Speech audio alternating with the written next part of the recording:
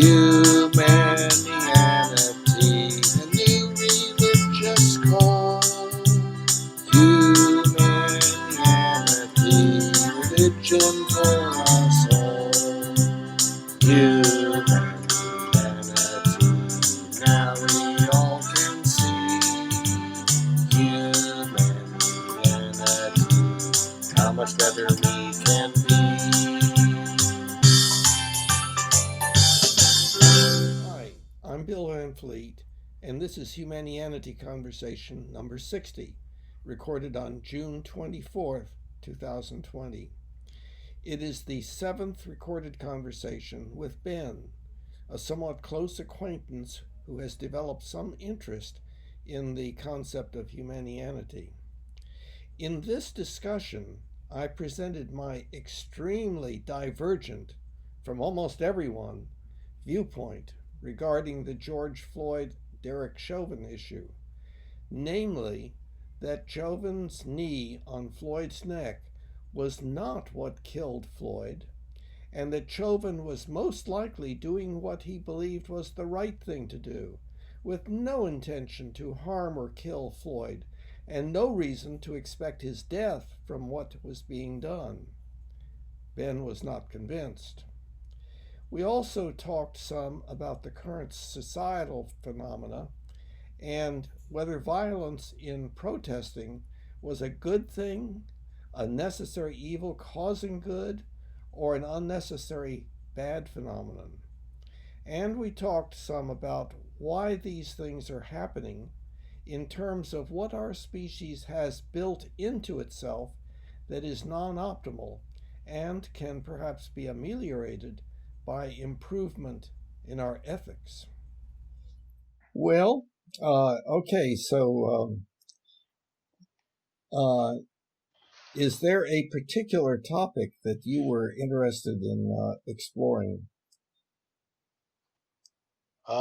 Well, one thought I did have is maybe, and then you can also delve into any topics you have in mind. But I guess one I had was all of the current situations going on with our society with the COVID crisis and the civil unrest, and how maybe from your perspective how humanity would pertain to those things. And Mhm. I guess my thoughts on it were more uh, about how suboptimal behavior and maybe suboptimal beliefs, or lack of accuracy in beliefs is a big part of the issue. So Absolutely. yeah, Yeah, I agree with you. And um, inaccuracy of belief can be widespread and almost worldwide, also, hmm I would maintain. yeah, So you know uh, that touches on the thing that I have, the set of beliefs that I have about something that are different from almost the whole rest of the world at this point. what's And that? that has to do with the Chauvin Floyd situation. Oh yeah, yeah, I So, recall. yeah, um, I don't know whether you would like to explore that or not. I've done it with some Oh, it others. doesn't matter. Whichever way you want to go with it. I'm no no topics are off limits with me. I can discuss anything. Well, I'm always interested in getting feedback on, uh, what my beliefs are and how they could be incorrect and so forth. Um, uh, would I be correct in assuming that you believe that Chauvin killed Floyd? Yes. Uh-huh. Not. I mean, I would say. Uh, because yeah, to say I believe it leaves kind of a vague. That's kind of a vague description of what's what I think it's not. So it could be misinterpreted. I'd Uh-huh. say the odds are good that. Okay. Yeah. So very few things are 100%, Uh-huh. but from because I guess I have been kind of saddened and fascinated at the same time by it. Uh-huh. Uh, I've read a lot and studied a lot about it, and all the evidence from what I can see, points to that Uh-huh. conclusion. Yeah, but you can tell me, why you think differently if you like. Yeah. It's been a painful situation for me. In what way? Because having the wrong set of beliefs has a negative impact upon one's relationship with one's friends and so forth. And so I have experienced some of that. But Maybe you need some better friends. I mean, that shouldn't cause you to not be friends with somebody because of that. I mean, uh, but anyway, go ahead. yeah, well, I would agree with that, except that I think that that's the way we humans are. And but at any rate, uh, so um, so I believe the opposite from you, All right. and uh, I think that there are two primary issues. One is whether um, whether Chauvin did something predictably to cause Floyd's death or not, or even did something that he knew he should not do that caused Floyd's death. I'd And say he and definitely should have and known he shouldn't do that, but whether he did or not and, is in question. and whether, secondly, whether anything he did specifically caused Floyd's death. So there are those two separate issues, and they could be addressed independently. And I'm not sure really which is better to address first. But Maybe the one you said first. Uh, just go, because it really, if you're going to address them both, it kind of really doesn't matter unless for some reason one precludes the other for a specific purpose. yeah, no, it doesn't. The two are separate individual Okay. things. Yeah. Well, let's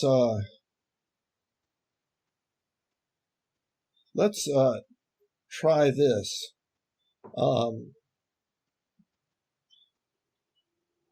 I'm assuming that, and correct me if I'm wrong, that you are saying that Chauvin putting his knee on Floyd's neck caused his death. I would bet heavily that it did. Okay. If we had a roulette wheel of truth, like Yeah. universal truth, Okay. and I had to bet, I would bet thousands of dollars, yes, that that's Okay. the case. Yeah. Yeah. Yeah. Now, uh, um, I would say that it was essentially impossible. Now, okay, let me ask this. What are the ways, in what way would whatever Chauvin did cause death? Either by stopping the flow of air in and out of the lungs, or stopping the blood flow to the brain, right? Yeah, and possibly both. Yeah, okay. Yeah. Now, um, I began to take a look at this more closely. And this is something that that actually you yourself can verify. And what you can do, and what I did, was to stand flat against a wall with your head turned to the left, or you could get on the floor and be in the same position. And then check out what the space is between your larynx and the floor. In other words, in order for respiration to be stopped, there would have to be pressure on the back of the neck to the degree that it pushed the trachea against the floor and crushed it. And for me, there is a gap, a space between the floor and my throat that is a hand width in length, namely 3.5 inches. And if Chauvin's knee caused the neck to get that closer to the floor, it would have to bring it down like this. It would have to break the spinal column in order to accomplish that. And that's just to get it to the floor. Then since the head is turned to the left, there would be the trachea is hard tissue, and it you can't just constrict it. You can down lower over the sternum, but that's way deep inside.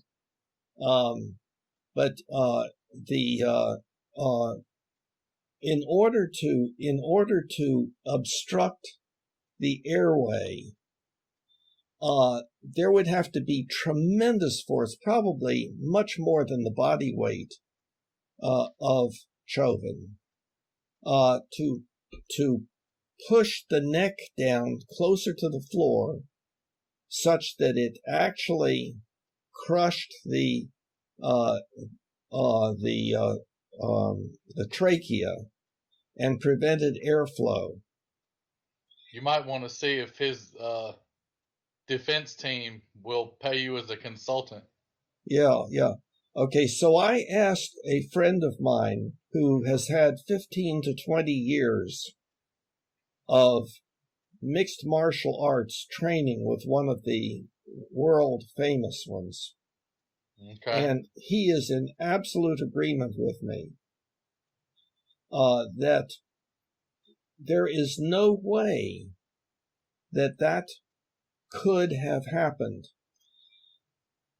without it being a crushing thing that would where there would be breaking of the spinal column and crushing of the trachea, and there is no injury, according to the pathology report. There's no injury to Floyd's neck. Yeah, but there wouldn't have to be necessarily be an injury for breath or blood to have been temporarily cut off. There wouldn't necessarily have to be any trauma. How can you say that, Ben? Let's go back over what air goes in and out of the trachea. There would have to be compression to stop it, but the compression would not necessarily, if there was no damage to the tissue, there wouldn't necessarily be no signs of trauma. Okay. Like I can choke you out in about 10 seconds and there won't be any sign of trauma. You'll black out. And I can do it with my forearm across your throat, and that's very, very dangerous. It's pretty deadly. Or I can do it with the crease of my elbow across your windpipe, Yes. and you'll black out in about 10 seconds. Right. But that can also cause cardiac arrest and stroke and all kinds Yes. of Yes. bad things. Yes. Okay. So really, so so chokeholds have no place. okay. So Ben, see, here is what I'm saying. This is not a chokehold. What you're saying absolutely is correct. I agree with that. And that's because you're exerting pressure from the front of the neck inward. Just like the street would have been putting in pressure because he had, and you can't say because your body wouldn't do a certain thing that his body wouldn't do a certain thing. He's longer, his neck is longer than you. He's younger than you. He's probably more pliable and flexible. His range of motion in his cervical column is probably better than yours. Plus, when you did your self example, you didn't have a grown man's knee on top of your neck pressing it down into the ground. So it's hard to make a fair comparison. Okay, but let's go back over this again, Ben, because I think what I have said has gotten a little bit lost. Okay, well let's address the different bodies. His body would be more like yours than mine, right? Kind of, but he was really tall and long. So he would have a long neck, a long cervical column. Well, remember, Ben, that he was 220 pounds, mostly muscle. Mm-hmm. Remember, he was a bouncer. He was a fighter, essentially. He was a bouncer. I mean, to some degree, yeah. I mean, I don't know if a bouncer and a fighter would kind of be two different things. Well, but maybe for extremely practical purposes. Yeah, what I meant was, being a bouncer, he had to know how to fight, and he had to be muscular. He had to make sure that he won, right? I mean, I guess. I mean, really, bouncing is actually the funny thing about bouncing, because I used to do it for a good few years, and it's working security is actually all the media is saying about de-escalation training. All the years I bounced and worked security, I never had any physical altercations with anybody. Yeah. Okay. So because I spoke to everybody in a kind and gentle and respectful way, and I think I had maybe a few drunk guys say, kind of nasty things towards me, but sticks and stones. So I just said, well, okay, just go home, get home safe and sleep it off.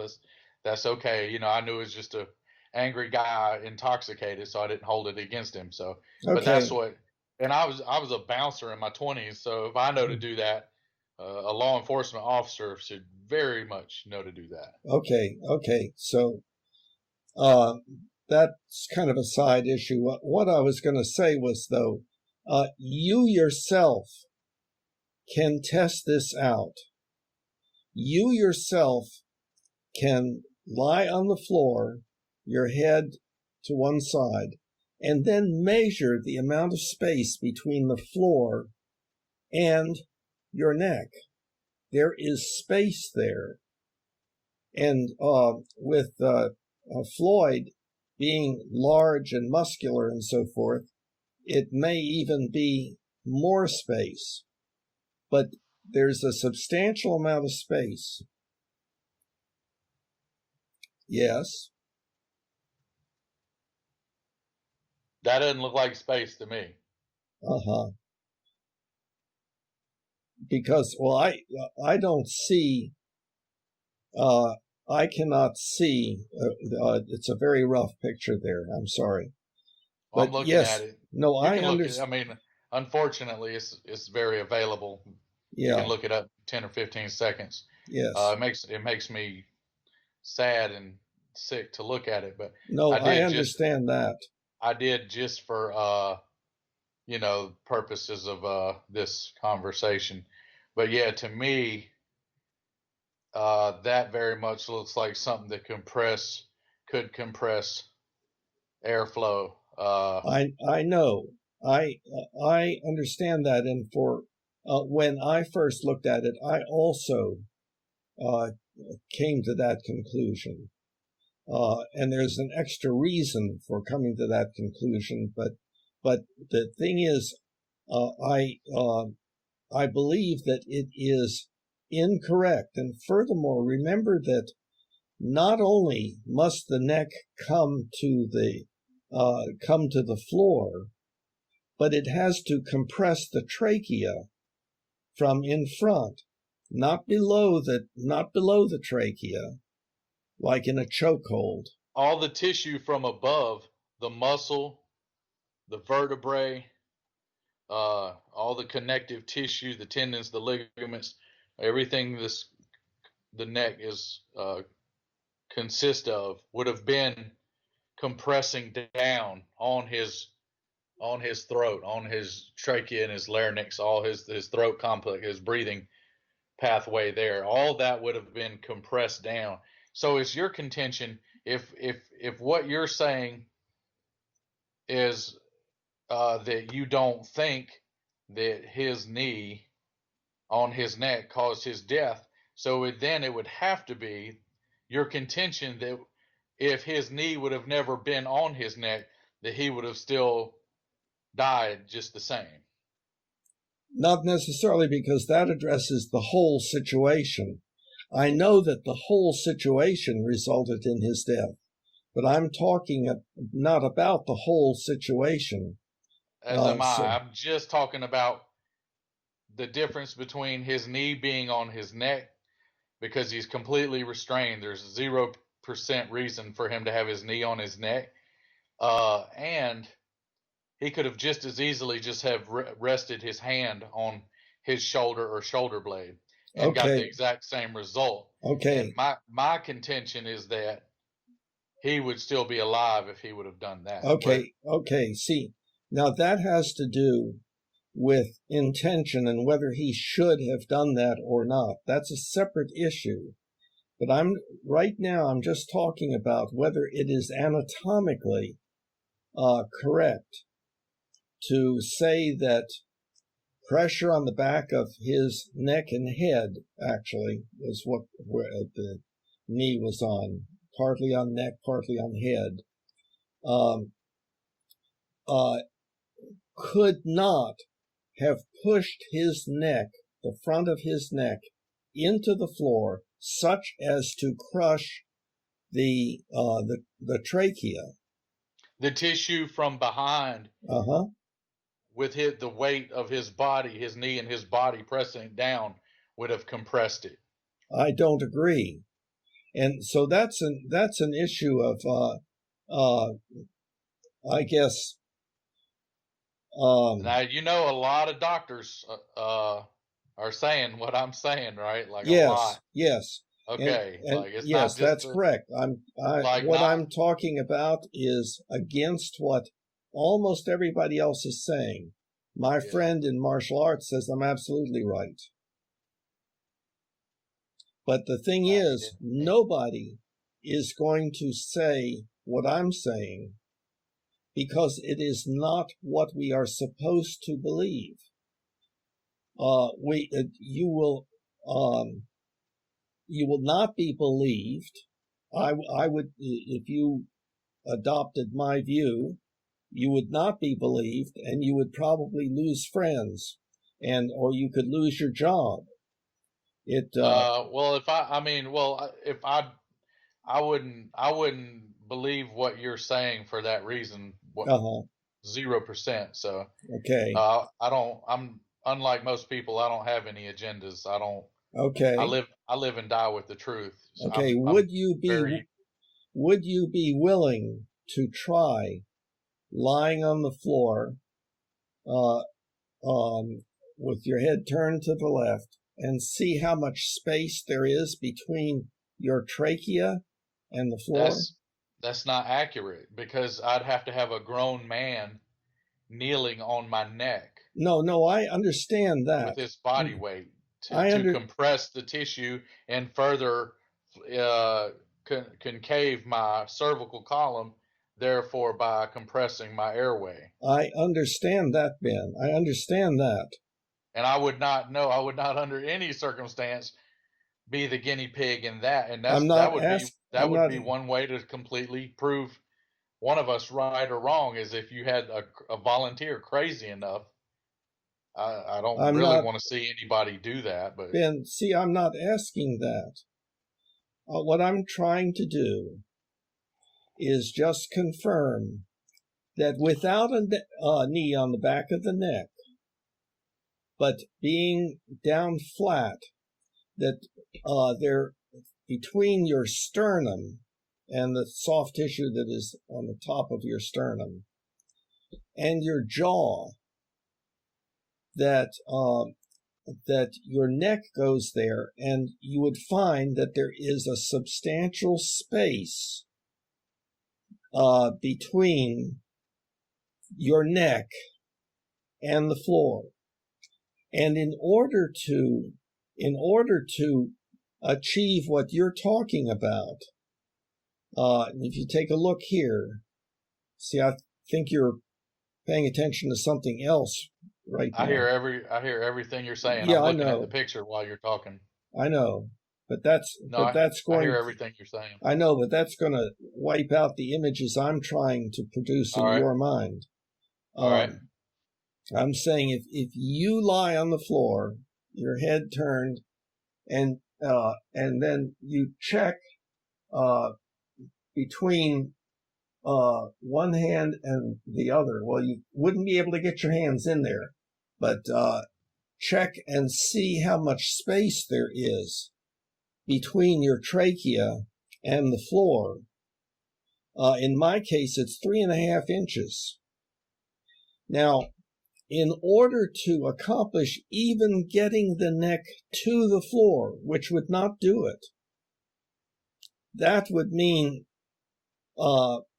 pushing in the vertebral column to the point that it would be broken. I don't know about that. That's it requires, hard to say. I know that's very subjective. I know from one person to the next. I know it requires some thinking about it. It took a lot of thinking on my part to arrive at this. But then, even if the trachea got to the floor, that's not compressing it. And to actually compress the trachea would be to crush it.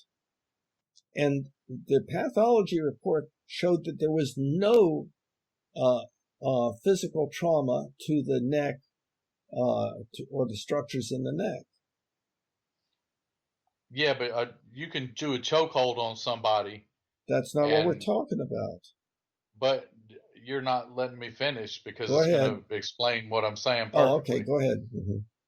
You can do a chokehold on somebody with your forearm across their breathing passage and compress that, and they'll go into pulmonary arrest. They won't be able to breathe. Yes. And I understand. Because you're compressing not only their airway but their neck as a whole. The compression is on the airway and the neck. So compression is compression, whether it comes from an arm or a knee in concrete. Compression is compression. Yes, but no matter what's compressing. But Ben, I agree with that. See, the difference between those two, the chokehold, is that the arm is right against the front of the neck. Mm-hmm. And sure, if you push in enough below the trachea, you're going to cause inability to breathe. I understand that. That's called a chokehold. This was not a chokehold, but people are equating the two, and that is incorrect. So, well, yeah, it's not everybody knows it's not a chokehold, but it worked. It applied compression, not exactly like a chokehold would, because it's instead of an arm being an arm around the front of the neck, and like your body putting compression on the back of the head and the back of the upper back and the back of the neck and compressing it. The compression came from the knee above, and I'm imagining his head and neck being on the ground. It looks like it's on the ground in the picture. Mm-hmm. So then, and it could have been compounded by the fentanyl.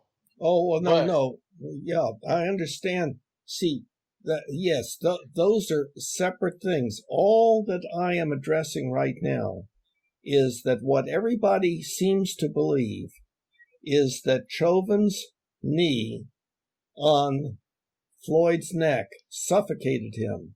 And there is no evidence for that. There is no. I wouldn't say no. There is no That's tough evidence. there. There is no Well, you know evidence. what you know what can do that will it could either make or break the whole thing. What? You'll have to get a volunteer. You'll have to get a crazy volunteer. How tall wasn't he? Like 6'4"? 2. 6'2"? Only okay, 6'2", get a 6 foot, 220-pound guy, athletic build, and that's willing to lay on the ground and get a man exactly Chauvin size, and lay on the ground with your head turned sideways and let him put his knee down on your neck just as it is in the photo, and that right there will definitively prove one of us right or wrong. Yes. Okay. So you got to get someone to do that, and they very well might get someone to do that when they're doing it during the trial. I don't know. Yeah. Because that could make or break the defense or the prosecution.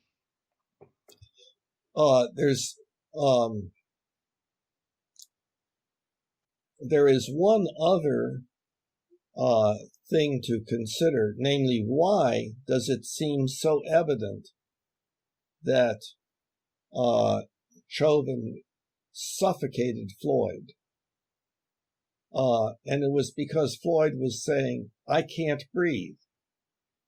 And then the people around took up the chant, sort of, "He can't breathe, he can't breathe," which reinforced Floyd saying, "I can't breathe, I can't breathe." But you know, do you, that he was saying, before he was ever pinned down, while he was standing up, he was saying, "I can't breathe, I can't breathe." You know that. I've watched the whole tape from every recording from the beginning till when his body went limp and afterwards. Yeah, so I'm very clear on what happened. Okay. But that looks even worse for Chauvin, because the guy's already telling you he can't breathe. Whether he's lying or not, you don't know. You got to give that the benefit of the doubt. That's even more reason you shouldn't do anything to his neck, any type of chokehold, throat compression, anything. That's more of a reason. See, that's a separate issue. That has to do with Chauvin's intention. All that I'm addressing in part 1 here is that in order to actually do that with his knee on the back of Floyd's neck, it would have caused tremendous damage, that there's no way that it could have stopped him from breathing without doing so. No, if I choke you out via your airway, it will not cause trauma. Okay, we've just been around the circle here. I agree. If you're Ben, I agree. So like, you didn't have to cause trauma to stop air from coming in. Ben, that's right. I agree with that. That's a chokehold where your arm is already making contact with the neck and is pushing into the front of the neck. The whole airway. Yes, of course. No question about that. But what I'm saying is the floor could not do that. That if you take, I understand that you don't believe that, and I guess we probably can't get any further than this because your belief about it is strong, my belief about it is strong. I think that if you did as I suggested, it might increase your level of doubt about this specific thing, that Chauvin suffocated Floyd. I mean, like I said, I'll heavily wager that he did, and you know, if and when, I mean, I think it's 97, 98% evidence, and once it becomes 100%, I will be showing it to you. Yeah, okay. Once it's definitively proven. Uh-huh. Like I said, if they can find someone who, I wouldn't do it for anything, but if they'll find some 6'2", 220-pound guy to let a guy Chauvin size, he'll lay on the ground with his head turned to the side and let him kneel on his neck. I guarantee you it will restrict his breathing. It will inhibit. It will his breathing. Inhibited how? How will it inhibit it? It will compress his airway. Okay, compressing the airway. So we're not talking about pressure being exerted down below the trachea, down here, where it's softer tissue. We're talking about which is even further away from the floor.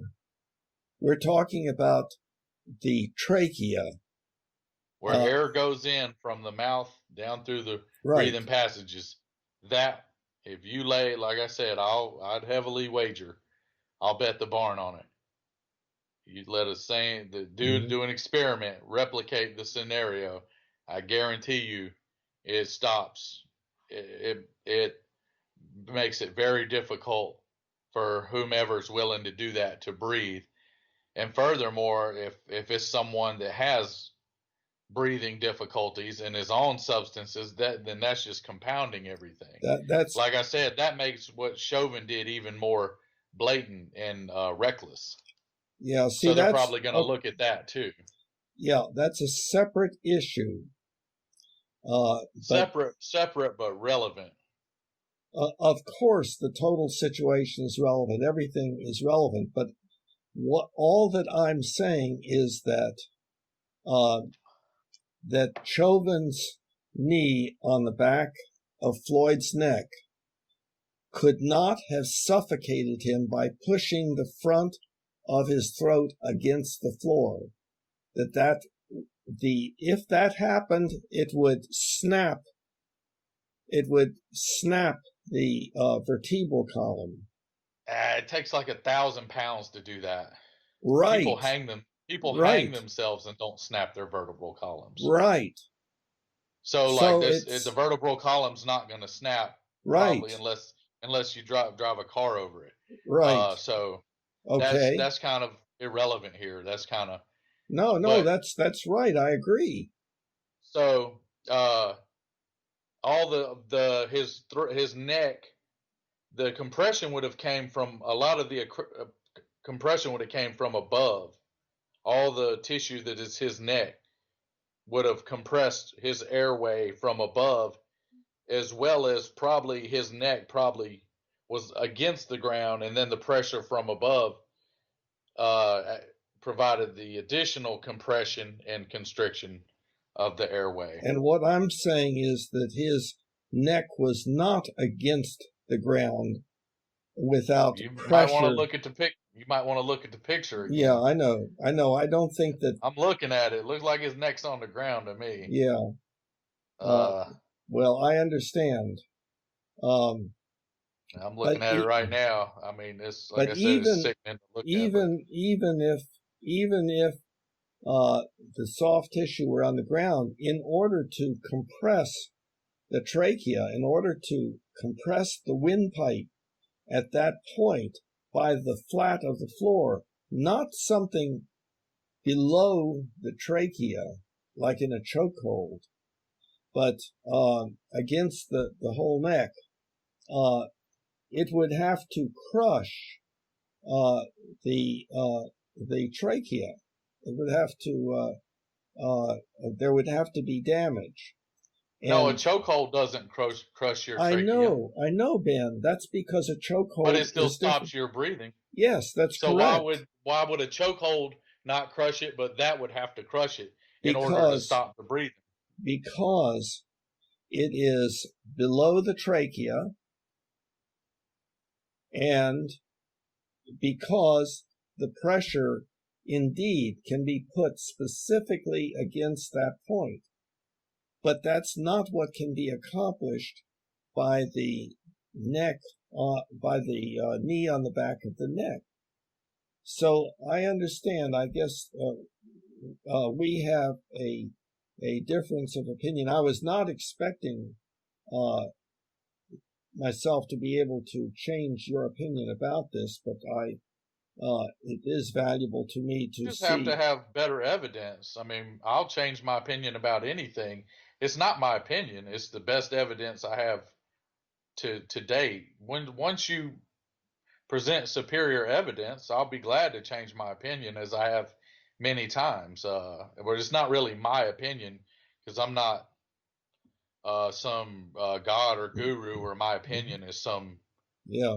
great powerful thing. An opinion is only as good as the evidence that correlates with it. So Mm-hmm.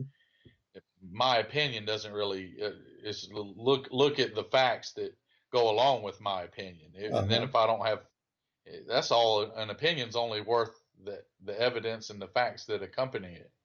Okay.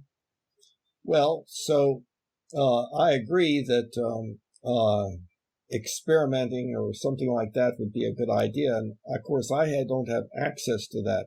All I can do is recommend that you try what I did. But I know in your mind that's not evidence, because you'd say that, well, your body is not the same as Floyd's. And so that means Well, that has no mine meaning. would be a lot similar to his. I'm almost as tall, but I'm heavier. But like I'm long limbed.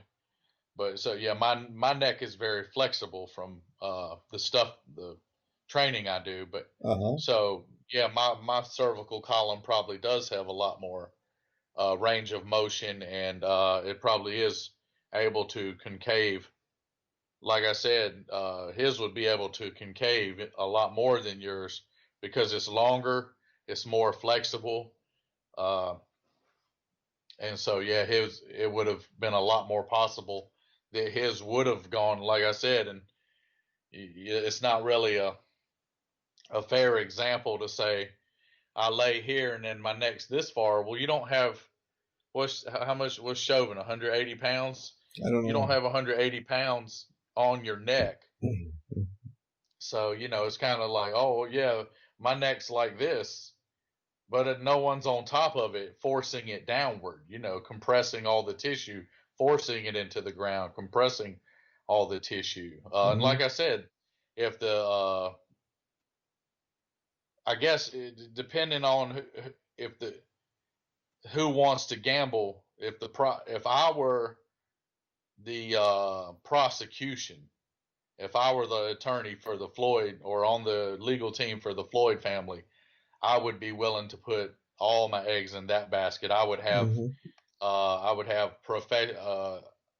a doctor and two professional fighters, exactly the sizes of the victim Mm-hmm. and the assailant, come into the courtroom, and have him kneel on his neck right there, and then have the gentleman that gets knelt on his neck take the stand and say, "Yes, Your Honor, I did feel a lot of compression on my airway, and I was having a lot of trouble breathing." And he, there's a thing when you're like when you're what they call grappling, or wrestling, or using like submission holds or things with fighters, where if like you get in a position where you're about to black out or you're about to tear tissue, tear ligament or a joint, you'll tap out, like you'll tap someone on their back of their leg. So he could do that. He could have the model for Chauvin kneel on the man's neck, and then when he's can't breathe or he's about to go, he could tap out like, "Hey man, I'm about to go." And like I said, if I was on the legal team, that would be, because then that will prove that will 99.999% prove that's what happened. And then, like I said, if the opposite. And if the defense could do the same thing, it probably wouldn't be a good idea for them to do it and not know the outcome of it. But because like I said, my prediction is the outcome will be airway compression, and that'll be the result. But and and it goes, like you said, there's layers to it. And then I mean, as far as Chauvin's, I mean, that record of his doesn't help him at all. He's got that's an entirely separate issue. But it shows it is, but it's not, because it shows a pattern. Pattern. Yeah, but you can interpret that in different ways. He had, 7 complaints against him, or 18? Try 18. No, that's right. Yeah, you're right. I was mixing 18. Yeah, and he was in the business for 20 years, and we don't know whether they were mostly early in his career, mostly later in his career. The only one that he was actually reprimanded for was where he had a woman get in the car with him to get information and so forth, and looked kind of strange. Doesn't say when that occurred. But he did get reprimanded at that point. And I don't know when a policeman is continuously dealing with life-threatening situations and conflicts and so forth, how frequently they get complaints. So I don't know any of that. You can also take a look at Floyd's past history and so forth, but people don't want to do that. Well, I have, but you can use that in the sense of like being as a scapegoat, but it's kind of irrelevant, because whether he was a missionary worker or a criminal is kind of irrelevant, right? Because no matter what, it should have been handled way differently, according to your belief about it, and the rest of the world mostly. I don't think that's my belief. I think it's very, very factual. It should have been handled differently. Like I said, but see, I don't agree with you, and neither does my friend in martial arts. I guarantee your friend will not let anybody punch him in the throat. Nobody punched Floyd in the throat. You don't do nothing to the neck unless you are in fear of your life or trying to take somebody else's. You're talking about chokeholds. This was not a chokehold. But it essentially what you're not hearing what I'm saying. I never said the word chokehold. You're saying chokehold. You don't do nothing to the neck unless you're in fear of your life or unless you're a killer and if you want to kill somebody, a chokehold or a rigid blow to the neck is a fantastic, probably more deadly. It would be. You're breaking up, Ben. You're breaking up. Can you go back over what you've just been saying? All right. Yeah. Anything with the neck and throat. That's day one stuff. Your friends should definitely know that. This was not throat. It was back of the neck. But it affected the throat. And what I'm saying is that I don't think it could have. neck, throat, without there neck, having been damage to the spinal cord but the column. neck and the throat are one and the same. You especially anything that could even potentially affect the throat, the breathing passage, artery, carotid arteries, jugular veins, breathing passage, especially the breathing. Like, you don't do anything to the neck unless you're in fear of your life. And then, there's no reason they should be trying to take any, that's something I guess like a murder or like a killer would do. But like, yeah, if someone were a killer and wanted to use their bare hands, that would probably be the single best way to kill somebody. See, again, you're talking about other things than this knee on the back of the neck, which I'm saying could not have produced suffocation and did not. In fact, he was breathing okay. He could talk, he could yell, and it was 7 minutes later that all of a sudden he lost consciousness, and that would have been a cardiovascular event. And one of the go ahead. But see, what's happening is we're getting away from this main point that I'm saying, well, a little bit away from it at any rate, that it would have been impossible for the knee on the back of the neck to cause suffocation without causing major damage to the spinal column and to the trachea.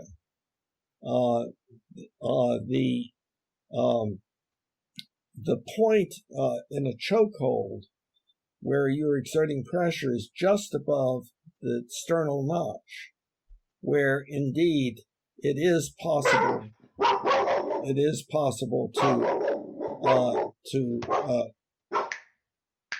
to suffocate. That's called chokehold. But this is something entirely different. Type of it, yeah. And so I'm going back to my basic thing that where you and I disagree, apparently, about how readily you could actually stop breathing from the neck, the knee horizontally across the back of the neck, pushing it down, such as to compress the airway against the floor. And I know that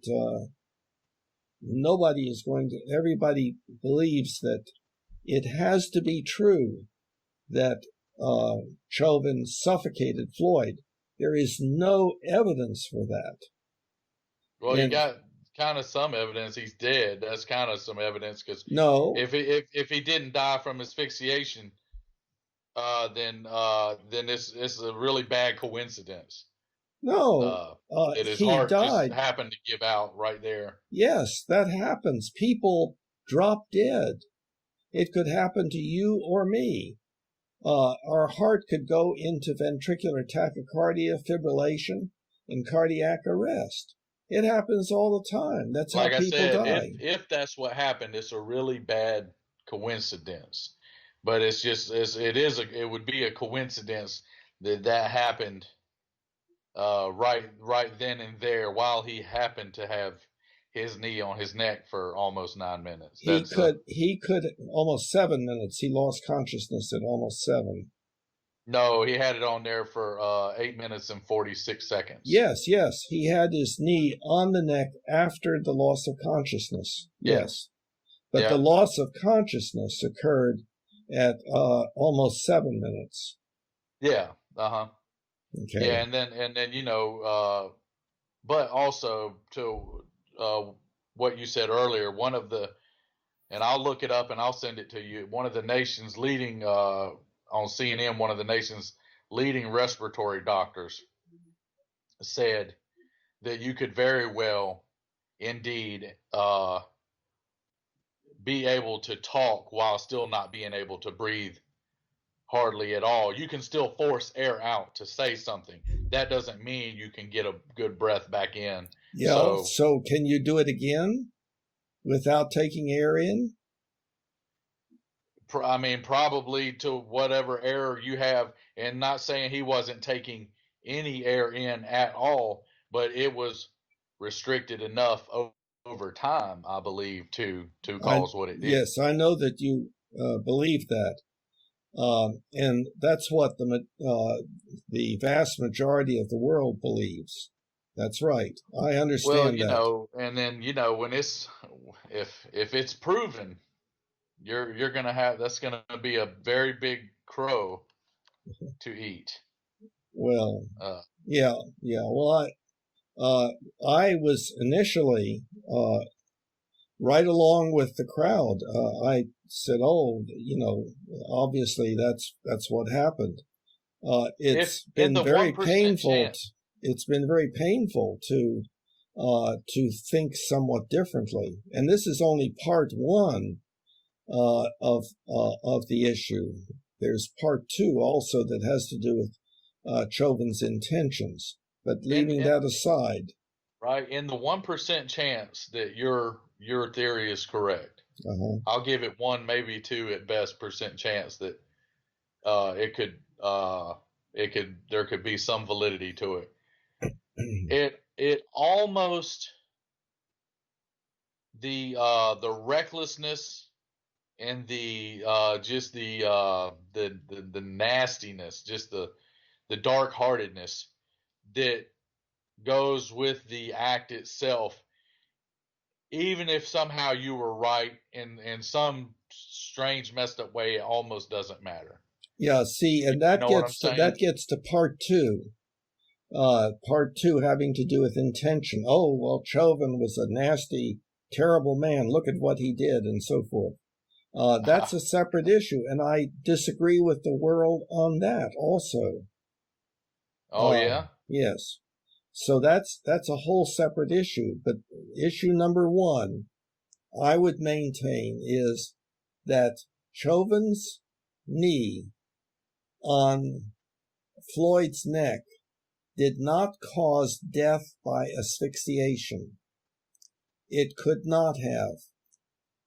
It could not have without there having been terrible damage that probably could not have been inflicted in that manner by Chauvin using his full body weight. That could be incorrect. That's guesswork on my part.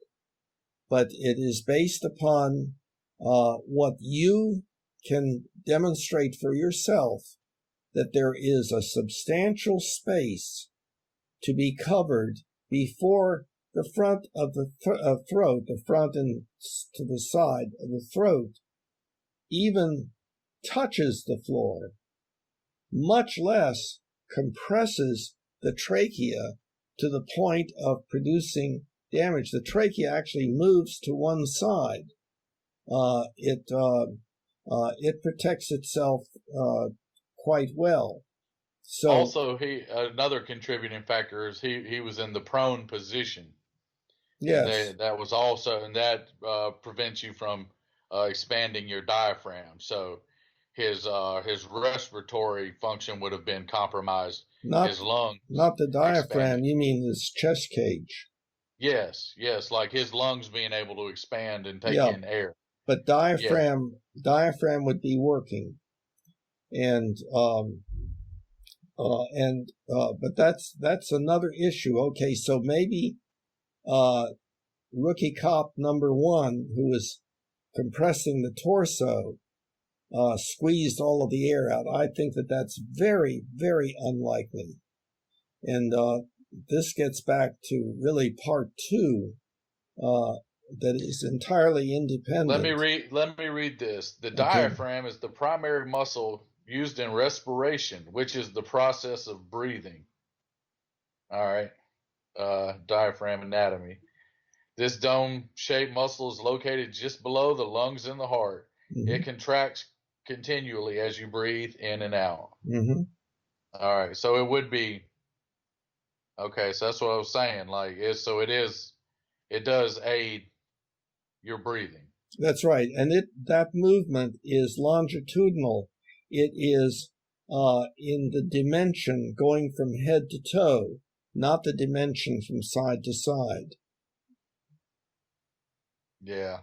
Like I said, it's going to be a big crow. You're going to have an appetite for that one. But yeah, anyway. Well, I did not predict to myself that I would in any way convince you.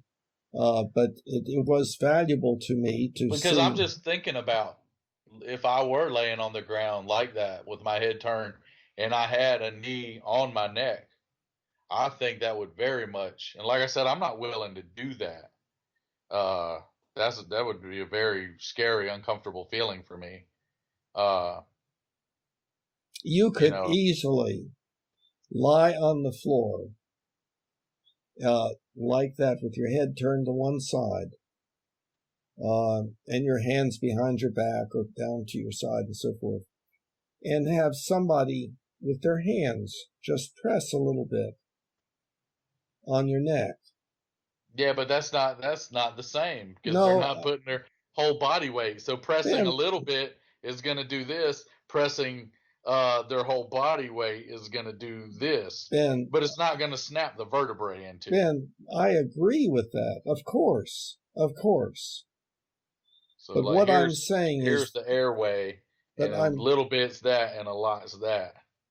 And what I'm saying is that you could experiment with this yourself and realize how much pressure it would take to get the front of your throat close to the floor. And then it would take tremendous more pressure to actually produce the occlusion of the airway. But I think that I have made the only points that I can make with regard to this one specific issue. As have I believe. Okay. So we still remain. You're with everybody else, and I'm alone in this. I'm not with everybody else. I'm with the evidence. So it's not. That's not my agenda. So you can't put it out there like that where it makes it where I'm trying to be part of the group. Because I could give two shits whether I'm part of the group or not. If the group is good and intelligent, then I want to be part of the group. But if the group is incorrect, just like the people who won't wear a mask or insist to all these young people that insist in just going everywhere and spreading this COVID, I'm not with that group. Yeah, I was not saying, oh, you're just going along with the crowd, although it certainly seemed like that. That's what I'm saying. I just didn't want it to be interpreted. Right. Not necessarily saying what you were saying. No, I'm talking about how the bad position that I'm in and the recognition that it's difficult to be alone with something like this. But at any rate, we could now address part 2, his intentions. And so you're looking up something now, is that right? Oh yeah, but you can talk. I hear everything you're saying. What are you looking up? Very astute listener. How it actually occurred, but I'll send you. When I find it, I'll send it to you. Or if I don't find anything definitive enough, I won't send it to you. But if I find something that literally breaks down how it happened, then I'll send it to you. But anyway, you can keep going. I've heard everything you said. Okay. Now, intention. I want to check first. Do you believe that Chauvin believed he should arrest Floyd when he arrived there? And in other words, given the passage of the counterfeit $20 bill and him behaving erratically in the driver's seat of his car, that Chauvin believed he should take Floyd to the police station. Do you think that Chauvin believed that? Well, yeah, I mean, probably because it's a crime and that's his job to arrest somebody committing a crime. Well, I've had some people say, well, it was just passing a $20 fake $20 bill, so just taking down information and letting him go would be the okay thing to do, and that makes no sense to me. Well, yeah, that sounds like a highly, like a very, like a response or a thought from the very far left, you might say. Yeah. From the very extreme liberal perspective. Yeah. Like the whole thing, like we don't need police. Yeah. We very much need police. We sure do. Take all the police off. Just send them all home and see what happens. Right. It won't be good. It'll be bad. It'll be really bad.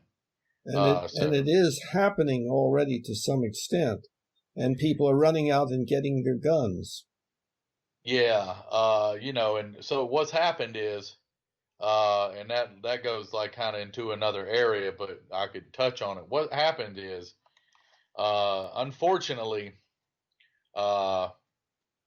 is people are mad at something unjust that happened, or at least apparently unjust. Yeah.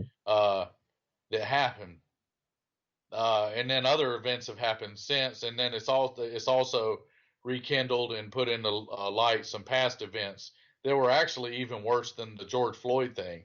Some of these things that have happened before that are just horrific.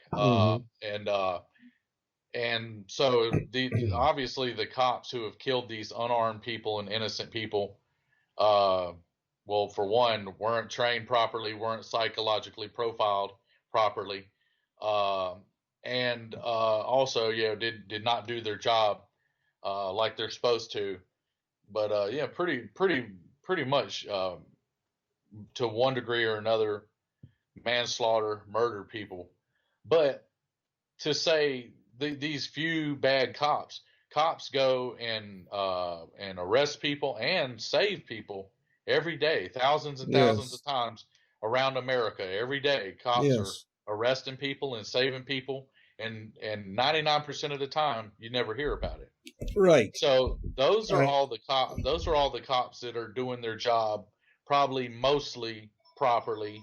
And then you got I've seen a lot of wonderful stories about policemen saving people, saving people's lives, putting their own life in danger, in peril to rescue somebody. So it's kind of like a different version of racism, and I guess for lack of a better term, it's kind of policeism.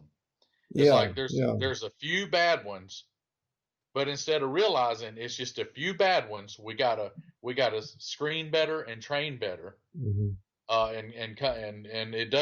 we do need a judicial reform and a policing reform that could fix a lot of that. So we got to do those things and fix the problem and make sure police can do their job, will do their job properly, and then we can still feel safe. So long as we're or even if we break the law, if I'm hungry and go steal a sandwich, I shouldn't have to die because of it. It's now, if the cops come and I've got hostages and I start shooting at them, then they're probably going to shoot back at me, and that's kind of how that goes. That's kind of unfortunate, but that's kind of how that's going to play out. But that's all of this I agree with. And so, so they're hanging it. They're saying all these cops, they're all bad. No, most of them are probably, I'd guess that 80-something%, maybe 90% or better, are somewhere between decent and good people.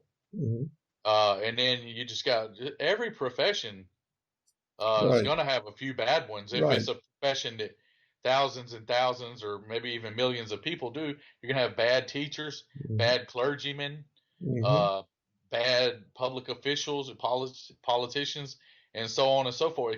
So there's a few bad cops. So like they say, don't throw the baby out with the bathwater. Like Right, don't right. and just and this similar things been happening with the I'm I'm I've I'm 0% racist. I've never been racist, and I never will be racist in my entire life. I've always had friends of all colors, Mhm. and I've loved all my different friends the same.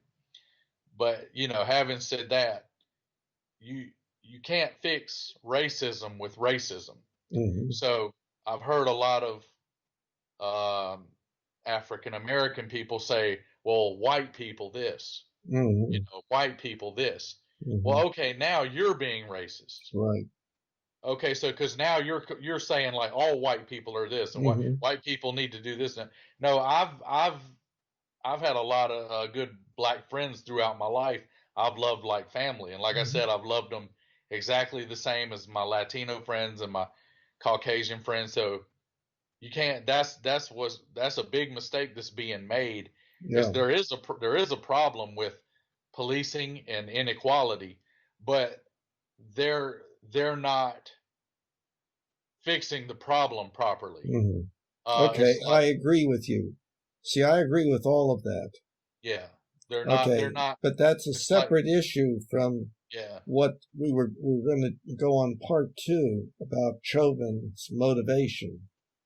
Well, yeah, and it's somewhat relevant to that because yeah, Chauvin would be someone to me that I guess giving him just some slight benefit of the doubt. Maybe if he would have been trained better and the police, his department psychologist But would have worked with him. but see, Maybe that wouldn't have happened, but but still. see, we have not been able to start addressing the issue number two, where I am in disagreement with the rest of the world, including yourself, I assume. Well, let's hear what your take on the second issue is. Okay, well, I started by asking, does it make sense that Chauvin thought he should arrest Floyd, meaning take him to the police station? Uh, I mean, yeah, that he broke the law. Like that's his Mm-hmm. job. That's his job description. Okay, So yeah, okay, he should have arrested him. okay. Now, we have to, at this point, be able to fill in some detail as to what was happening with our imagination. And that, of course, can always be incorrect. But it should at least seem um, uh, very likely. And so let's proceed with that. Okay, uh, so Floyd was he was handcuffed, made to sit down against the wall. And then the next thing was to get him up and get him into the police car. Now, at this point, as I understand it, he's saying, I can't breathe, I've got claustrophobia, and so forth. And if he was not lying, and I'm not going to make the assumption he was lying, although that could be true, if he has claustrophobia, the idea of being enclosed in the back of the police car could indeed produce a panic attack or hyperventilation. Hyperventilation, which means a feeling I can't breathe, accompanied by overbreathing. Okay, but no Okay. one's ever died from that. I don't think. Oh, I'm not saying that. No, Okay. we're not on the cause of death thing. Okay. We've I just gone wanted to make away from sure. that. We're just I talking. just wanted to make sure that wasn't being implied. Yeah. That like that could have been a fatal factor. Well, no, that gets into we could deal with that. We could abandon what we're talking about now and go to that. No, you can keep going. I was just making sure that wasn't the thought there, but go ahead. Keep going from where you were. Okay. So now, as I understand it, they must have gotten him into the police car on the driver's side. Yeah, there's video footage of that. Okay. And the next thing is that Chauvin is pulling him out on the passenger side, lowering him down and pinning him down. Now the question would be, why would that happen? Now, first of all, while being taken to the police car, having gotten him up, and he was going to the police car, and he was saying, "I can't breathe," etc., etc. He had his hands behind his back. He threw himself on the ground. Remember that he was behaving erratically. He threw himself on the ground. Why did he do that? It was like an extreme kind of resistance. "No, you can't put me in the police car. Don't do it," etc., etc. So they must have gotten him back up and shoved him into the police car, put him in, I assume, head first, so that he was then lying flat on the back seat of the police car. Probably. I don't know. Well, I could imagine that if he was that determined to resist being put in the police car, he was kicking violently out that door, and they could not close the door. And so what should they do? Well, they could grab his feet and pull him out and let him crash to the ground, or maybe catch him or whatever. Or they could take him out of the passenger side, which is what happened. So Chauvin then is taking him out of the passenger side. Now Chauvin, 20 years experience, etc., etc., 2 rookie cops and a non-rookie cop there. The question would be, in Chauvin's mind, if we can allow ourselves to try to empathize with Chauvin, not easy because he's supposed to be a bad guy, but could we imagine that what was going through his mind? Now, I can imagine what was going through his mind, and it would make a lot of sense to me, even though it might not be the correct thing to have gone through his mind. And that would be, this guy is in some kind of an excitatory state, excitatory delirium perhaps, and he is going to fight and struggle and struggle and fight as long as it's possible for him to do so. And that's not a good thing. So what we need to do is to immobilize him so that he can't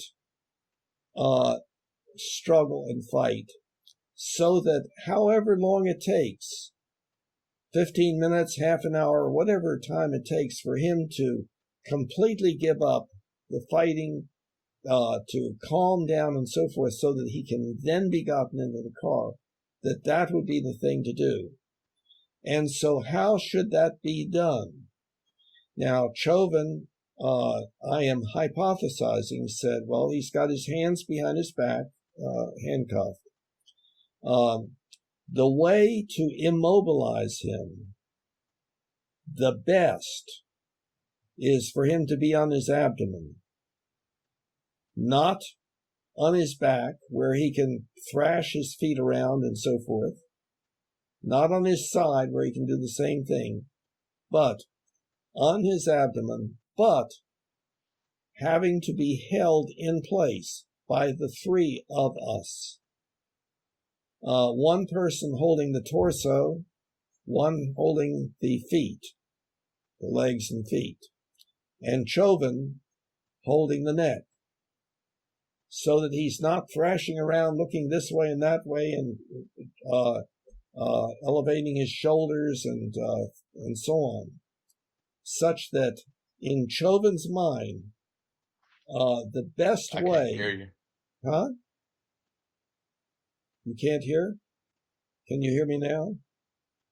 Can you hear me now? Can you hear me now? Can't hear you. A, B, C, D, E, F, G. Still can't hear you. Golly. That's weird. Now it sounds like you're there. Okay, can you hear me now? Can you hear me? I don't know now? if that's a signal. Yeah, I can now. Okay. I don't know if that's a signal issue or something Yeah, else. yeah. Okay, well, I'll go back. So you heard me that my hypothesis here would be that Chauvin would say what we've got to do is immobilize him for however long it takes until this excitatory state subsides and we can predictably get him back in the car. And that the best way of doing that is to immobilize him on his abdomen. Yeah. With the police. Which that was fine. The either issue of the slightly debatable issue of ignorance versus immorality comes into play when you apply the knee to the neck, because it was completely unnecessary. You can't even control the body by the neck. Because I can show you all different kinds of ways I would take someone down, and none of them really involve the neck. Okay, Ben, let's make a distinction between two people fighting and three people trying to immobilize this one individual. So we're not talking about principles of combat. But you kind of are. I use that example because there was zero reason for him to touch his neck. There was no reason. He didn't need. He had. There was no. You cannot come up. I'll give you $1,000 cash if you can legitimize why he should have touched it, really done anything to his neck at all. I'll give you $1,000 cash. And I would not accept it, but I still. That's how sure I am that he could have just rested his hand on his shoulder blades. An officer could have got each arm, and the other officer held his legs. They have big vehicles like UPS trucks or big ambulances that they can put people in the back of. Yeah, but we don't know that was present. Yeah, we do. I'll same thing again. I'll bet you another $1,000 that truck was there. No, they could have got it there within minutes. They could have kept him subdued with no one touching, no knees on his neck, kept him subdued, tried to calm him down, tried to talk de-escalation, try to talk him down. Sir, we're sorry we're having to do this, but you broke the law. We're going to take you in. You have the right to an attorney. Just please work with us. We're going to bring a bigger vehicle so you won't be claustrophobic. Please work with us. Get in the vehicle. If I'm the arresting officer, I'm going to make it a point. Please be cooperative with us. And then when we go to court, I will make it a point to tell the attorneys and the judge that you were cooperative and worked with us. De-escalation.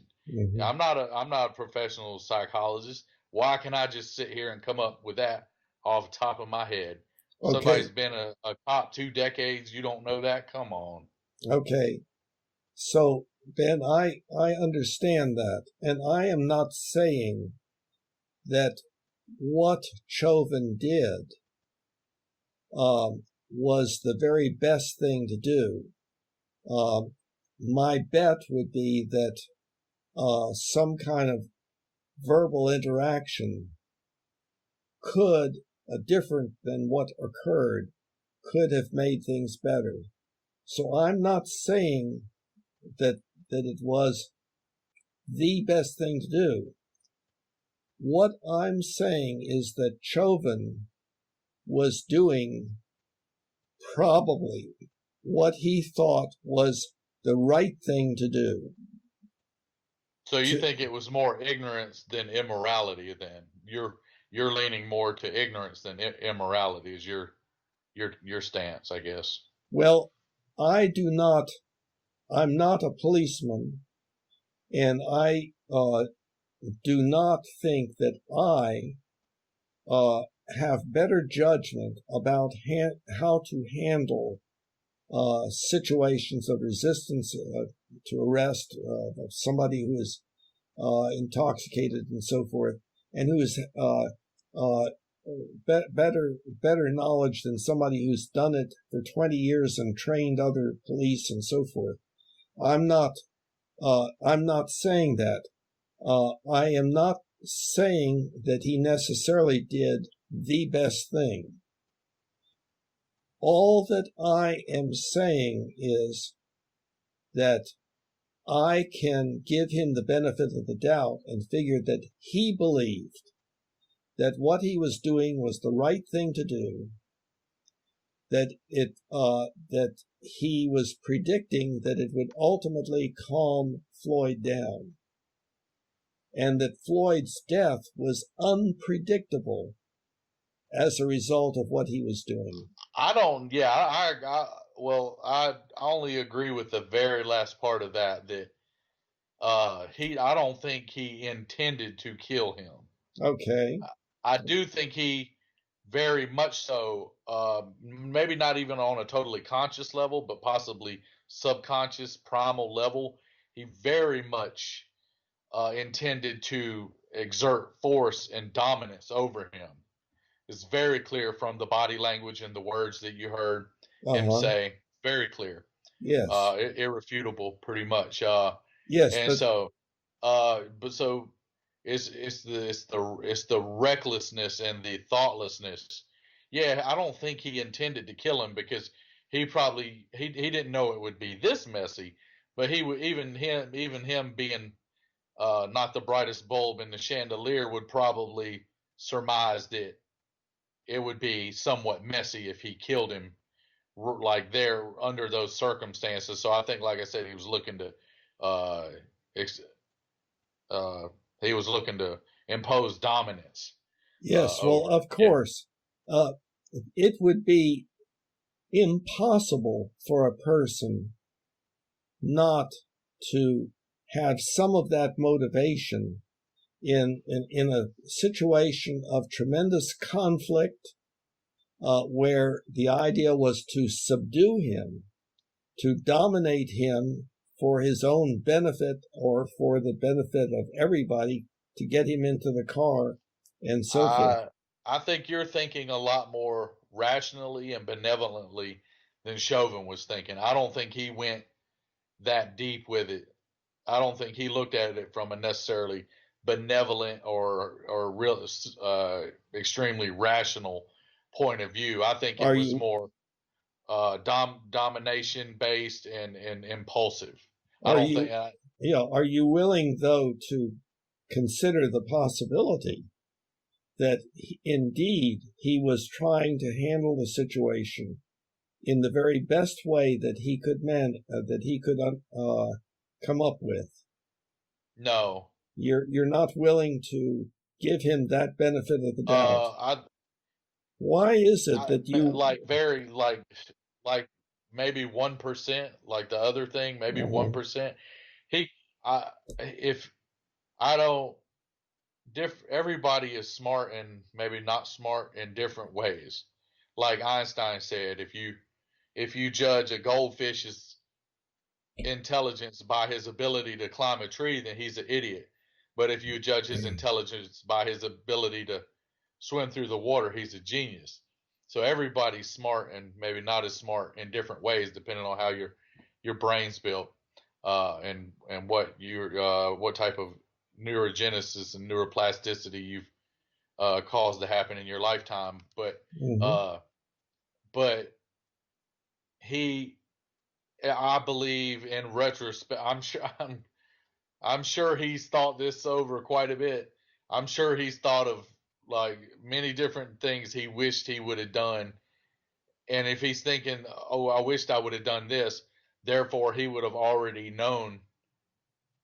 I don't think at the time he realized how critical the situation was.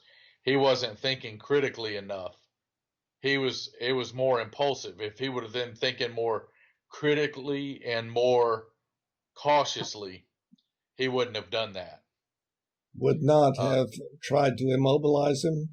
He would not have he wouldn't have put his knee on his neck. Knee on the neck. Yeah. Yeah, I mean, I don't, all the way up till, yeah, the whole he's thrashing about in the car. I don't know about that because you can't see in the car in the video. Right. And I don't see his feet coming out of the car. So why they couldn't just like get him in there and slam the door shut. And then if he tears up the back of the car, then okay, that's destruction of property. But I sympathize a little bit with the claustrophobia thing. If he indeed has a extreme fear, you're a psychiatrist. You know what extreme fear does to people and their behavior and how that can make people behave. You know that. If he has really an extreme fear, you got your little walkie-talkie right there. Hey, I got a big guy we're having trouble handling. I need you to bring a unit. You know, one of the open. Big open units down here. He's giving us a lot of resistance getting into the car. Says he's claustrophobic. Blah blah blah. Goes back to the whole de-escalation technique and process. So it's like I said, a big city like that, a big wealthy city, even a larger town is going to have those units. I've seen them all around, especially at big events and stuff. They'll have them. Like I said, it looks like a large ambulance or a delivery company truck. It's got two big doors on the back. It's got benches going down both sides. Don't ask how I know. But that's what I'm saying. Like he could have called that unit and said, okay, we're not going to put you in the car, you know, but that's what I'm saying. It's a series of bad decisions. If he was really thrashing about, he shouldn't have put him in the car in the first place. But okay, they forced him in there, so they, for whatever reason, just didn't slam the doors when they had him in there. So then they drug him out of there. But even with all the mistakes that have already been made, they're still okay. Nothing major is really still gonna come out of it. You know, it's just a difficult arrest. Okay, but now we've got him out of there. Now let's call the truck. Okay, but do you understand that what I am not saying that Chauvin did everything optimally. I do not know what was in Chauvin's mind at all, see? I mean, I'm speculating. Indeed, the things that you're saying could be correct, and it might have been better for them to call whatever vehicle that like a transport unit, like a larger transport unit. Yeah, it's just like I said, like a big box truck. Yeah, so that may indeed be what would have been a better thing to do. I'm not addressing that because I do not know what was available. I do not know all the different factors and so forth. All that I am addressing is whether Chauvin believed that he was doing the right thing in what he did. Like as an ethical proposition? That he believed that what he was doing was what he should do. Yes, and so you're presenting it as like an ethical proposition as from his perspective. I'm trying to guess from his perspective, and it seems unlikely to me. He was being watched by people, videoed by people. He was training rookie cops and so forth. And for I do feel a little bad for them because they probably didn't know better, and you got a guy that's been a cop forever telling you what to do. Okay, that's a separate issue, yeah. It is, but But it's still getting back, interrelated, yeah. but see, what I'm talking about is only whether Chauvin was doing what he believed to be the right thing to do in that situation, that he had, that his motivations, his motivation was good. That doesn't mean he could not have made mistakes. I grant you that. But I'm talking about his motivation. So my belief is that he believed that he was doing the right thing to do, and that he did not predict in his mind that Floyd would suddenly drop dead after 7 minutes. Oh no, that's the one of the, yeah, like I said, I think I said when you said that at the end of that last statement. That's one of the few parts, yeah, I'll agree. I don't think, I don't think he meant to kill him or intended to kill him. Okay. I think he meant it to dominate and possibly humiliate. And then I think you're going back into his primal urges and behavior and his own pathology. But yeah, whether he his perspective was a like of a moral thought pattern, a more moral or ethical thought process. I don't think he went. I think it was impulsive. I think it was reactionary and impulsive. I don't What think what is your evidence for that? Because like apparently he's not a good critical thinker, especially to have been doing that job that long. It just shows you how bad the training and the screening is, that this even happened, and all this stuff's happened. It just shows you how bad the training and the screening and the how broken our legal system and our judicial system is, how distorted and diluted it is. Okay, that But gets into a separate thing, but well, yeah, it does, all but it's that I'm relevant addressing, because, yeah, I'm not addressing whether Chauvin made mistakes or not. All I'm saying is that when he had his knee on Floyd's neck, I don't think that there is evidence that he thought, yeah, maybe this will kill him. I don't think he thought that either. Okay. That's, like I said, that's the one he wasn't trying. So you might not call it first degree murder because that's premeditated. That's like, I'm loading my gun. I'm going to go over to so and so's house and shoot him. That's premeditated. I don't think it was premeditated. I don't even know. I don't even think it was intentional. Hey, I caught so and so with my girlfriend. I'm going to choke the life out of his body. That's like more like second degree because it's like heat of the moment. You didn't premeditate it, but you still did it. You still intended to kill, but in the heat of the moment. So it usually carries a slightly lesser sentence, uh, but with him, I don't think he thought very much about it from an ethical perspective, from a moral Why? ethical perspective, or a because I think if he did, uh, I think, well, especially once he started saying I can't breathe, he would have taken his knee off his neck and said, "Okay, I'm gonna take my knee off your neck. I'm He gonna hold your shoulders. Just please stay calm." he said Like that before he was pinned to the floor. that's irrelevant. That's irrelevant. It is. Yes, because you don't know what one. Okay, he said it. He couldn't breathe before. You don't know if that's the same thing as you can't as when he's got his knee on his neck.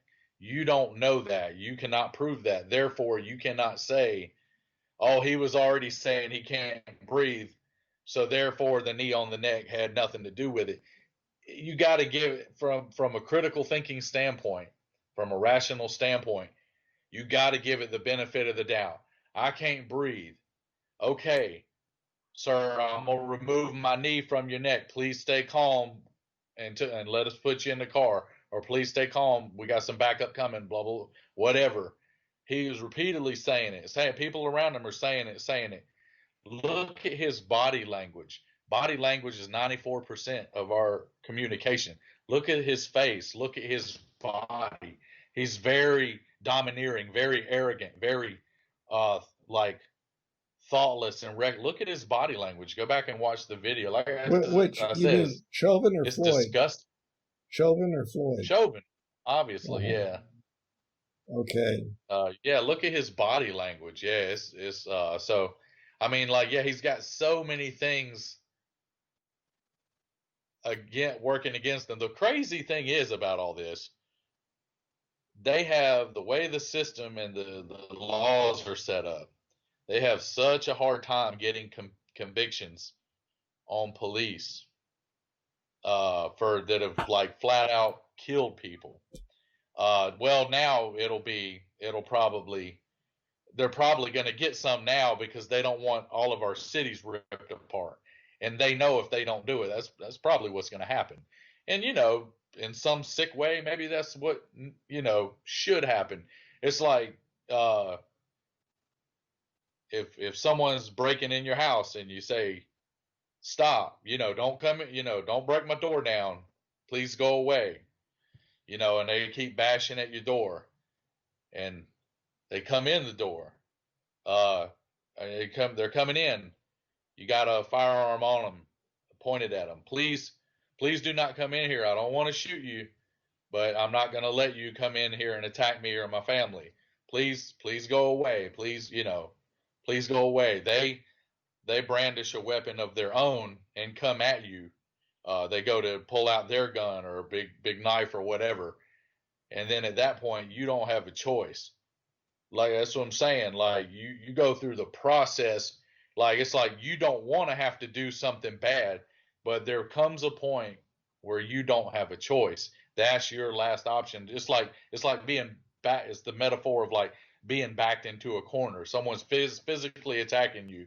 I've tried every de-escalation technique I can come up with. This person or these people have backed me into a corner uh, for no good reason. I haven't done anything to harm anyone or anything illegal or wrong.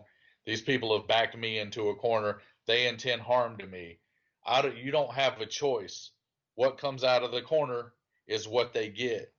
Our broken legal system that's been very that has does have some systematic racism in it. We can look at the data and see that, and then it does have some very uh, unequal laws and protocols and things. So it's like the only way. Look at what it's taken to get something to happen. Look at how many years people have been getting killed. Just months ago, a few other people got killed. There were way more blatant than this. You can look it up. Breonna Taylor and the guy down in Georgia that was jogging, the young man that was jogging, that the two guys jumped on. Like those were complete slayings, massacres, and they weren't even going to barely do nothing about that stuff. And it's like look what it took to get the police's attention and the government's attention. Look what had to happen. They had to burn up a police station, rip all the cities up. That's what it took for them to do something. And that's what I'm saying. That's what might get some convictions against those police, because historically, most of the police do these things that are blatant, some degree of murder, and they get away with it. They walk. You can look it up over and over and over and over again. And it's not right whether it's a black person or a white person or any other race of person. It's equally not right. It's not good. It shouldn't be happening. But they get over it. But this time, I don't think they're going to get away with it, because if they don't come down with some kind of hardcore conviction in this case, as well as the other cases, you're going to see more of what you've seen this past month. Are you in favor of that? I'm not in favor of any. I am not initially in favor of any type of violence or destruction or anything negative. What do you mean But initially? because it's just like martial arts training, when you do combat training, especially like the more advanced martial arts training, and you know how to break apart people's limbs and possibly take someone down in a fatal way with your bare hands. You use it only as a sword in defense of you or your family, or whoever's with you. Your life is being threatened, your safety and your life's being threatened. That's when you use it. You don't just go out to some bar or get in some argument with somebody and do that stuff. That's taboo. You don't do that. The same thing, like initially, okay, we had a problem. We tried to look, how many years have people been protesting and marching and talking to Congress, and nothing's been done. Nothing's been done. So it's like, what are you gonna do when these horrific things keep happening and nothing's being done about it? What do you, at some point, something, and that's what usually causes change, not only in societies but in individuals. And you're a psychiatrist, you ought to know this. Change usually comes about because of something hardcore happens.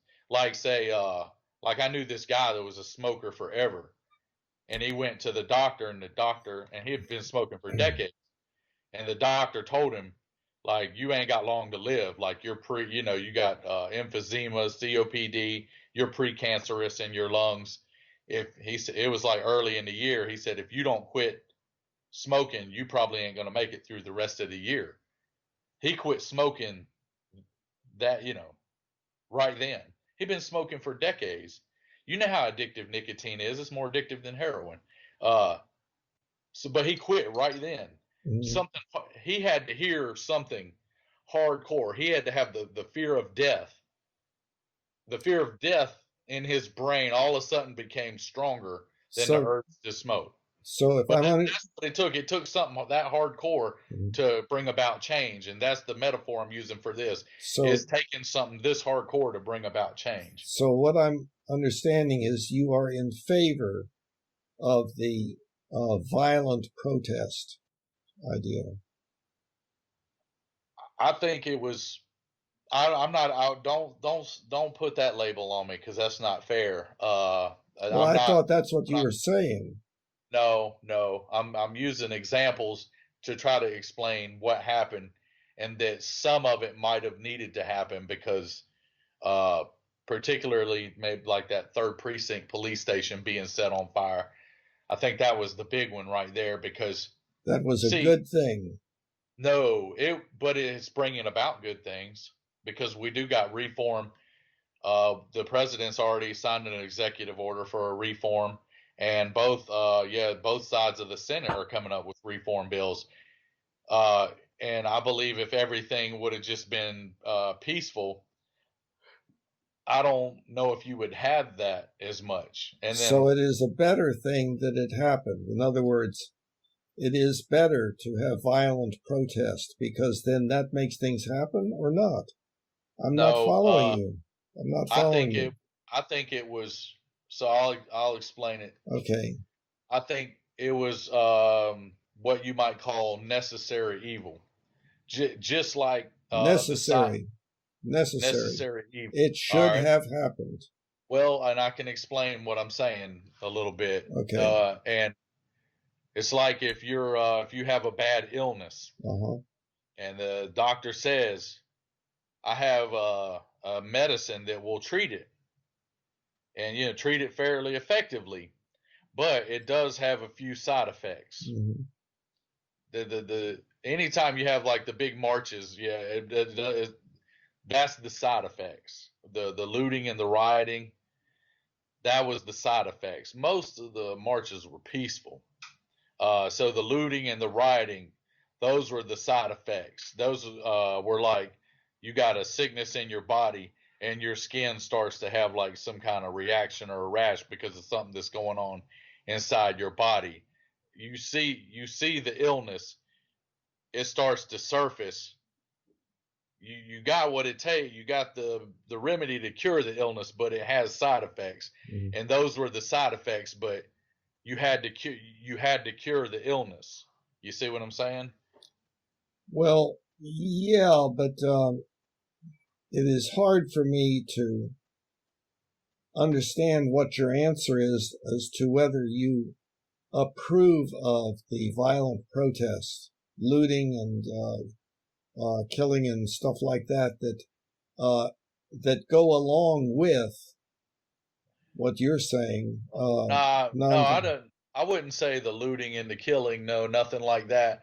But I'm saying that's a side effect of all this. It was a reaction. Going back to a few Skypes ago, we were talking about revenge and stuff. Uh-huh. It was reactive. Uh-huh. They didn't initiate the protest. They didn't initiate the riot. The rioting and the looting were only able to occur because of the protest. Because you had such large numbers of peaceful protesters, over 90% were peaceful. So a great majority are peaceful. But within the peaceful, you had the pockets of the rioters and looters, and they caused, a lot of the damage and stuff. So like I said, it's a side effect, but none of it would have ever. It's kind of like some kind of some weird like socio-political karma in a way. You know what I'm saying? Like, because if things would have been done right in the first place, none of this would ever happen. We wouldn't be talking about any of this. So it's a reactive. So it's like it's a reaction to the bad that's happened. Well, earlier, it sounded like you were saying that if the violent protest had not happened, it probably would not have brought about the desired result. Maybe I did not understand that correctly. No, I think that's I wouldn't say that's I wouldn't bank on that 100%, but I would say no, fear is the greatest motivating factor. I mean, you should definitely know that. Fear motivates you more than anything. Only thing stronger than fear is love. But like as far as being a long-term, very strong motivation for a human or a group, fear. All of this is the first when you remember they did Occupy Wall Street and all that, and how long that went on. Do you remember that? And it I didn't don't change. remember details. So you can go back and look it up. They camped out and were trying, to get everybody to quit ripping everybody off and doing all their illegal stuff they do, and they're still doing. That's what I'm saying. All that time and energy, and they didn't really get anything changed. It's still crooked as a snake up there. So But that's they what I'm should saying. have added in some violence. I'm not saying violence, but you gotta. There comes a point where, like I said, they've been backed into a corner. There comes a point where, like, yeah, it's like if someone comes up and tries to attack you, you can fend them off in a way where you don't really hurt them. You can just kind of deflect their punch or their kick or whatever. Give them a little, hey, I don't want no problems. Please, I ain't doing nothing wrong. Please let me be. They continue to attack. They pull. At some point, you don't have a choice. You have to fight back. That's what it's come down to. At what point, though? At what point? At the point it was at. At the point the George Floyd thing was the straw that broke the camel's back. The camel's vertebrae already had many fractures in it from all the equality and injustice that's occurred over time. I wasn't referring to that like somebody breaks into your house and you tell them leave, and they don't, and they come towards you. Yeah. But still, they haven't killed you, so you wouldn't shoot them. Then well, that's they strike at you, but they miss you. Well, they haven't harmed you yet, so you don't kill them. And then they push you against the wall and look threateningly at you, but he hasn't hurt you yet, so you don't kill him. But at that point, it's pretty clear that at what point if they strike at you, they pin you against the wall. They're trying to harm you. at that point? Well, trying to harm you but not kill you. I think if they've busted in your house and they've struck at you and pinned you against the wall, whether they're trying to just incapacitate you or murder you is probably, you don't know if you're dealing with a murderer or Well, just a crazed what about at burglar. the point that they break into your home and won't turn around and leave? Then I'd just call the cops and say someone just broke in my home and You'd left. say, "Excuse me," and you'd go and get your cell phone and call the police? To me. What do you mean? Would they, if they broke in but then chose to leave? No. If they broke in and you said, get out or I'll shoot, or something like that, and they didn't, and they came towards you, well, they haven't harmed you yet. They haven't pinned you against the wall yet. They haven't struck you yet. They haven't killed you yet. It seems to me that if I were in that position, I would readily shoot, because I don't want to increase the odds that I'm going to die.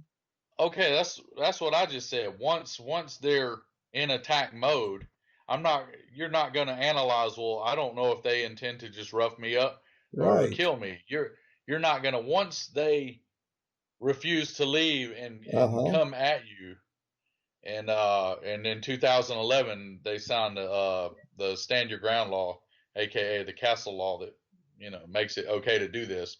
Once they come in and come at you, that's that. They'll so see. So yeah. there's a an issue here of in your kindness towards somebody who is being bad toward you. How far do you go? The situation where the policeman tried to arrest a guy, and the guy struggled and got his taser out and was running away, but turned back to fire at the policeman, and the policeman shot him in the back.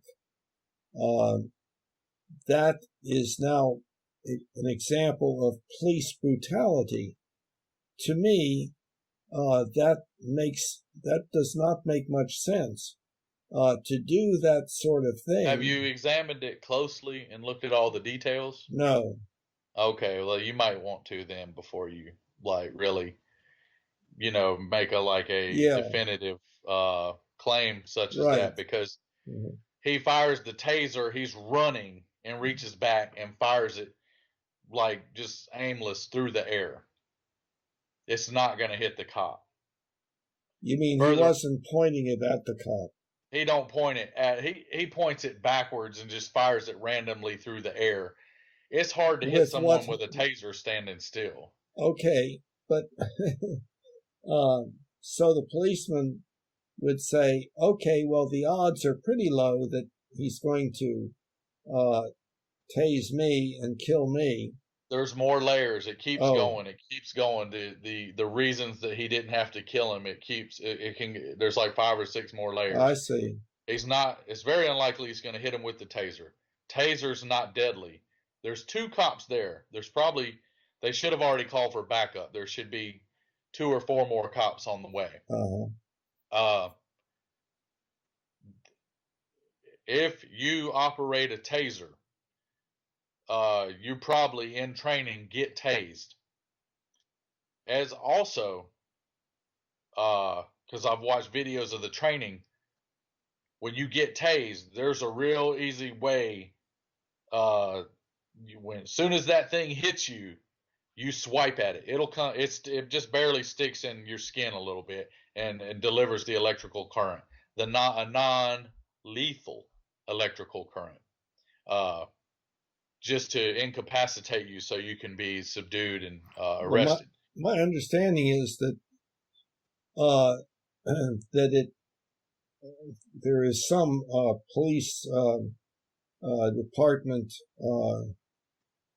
I don't know whether it's the same one or not, that says that they are lethal.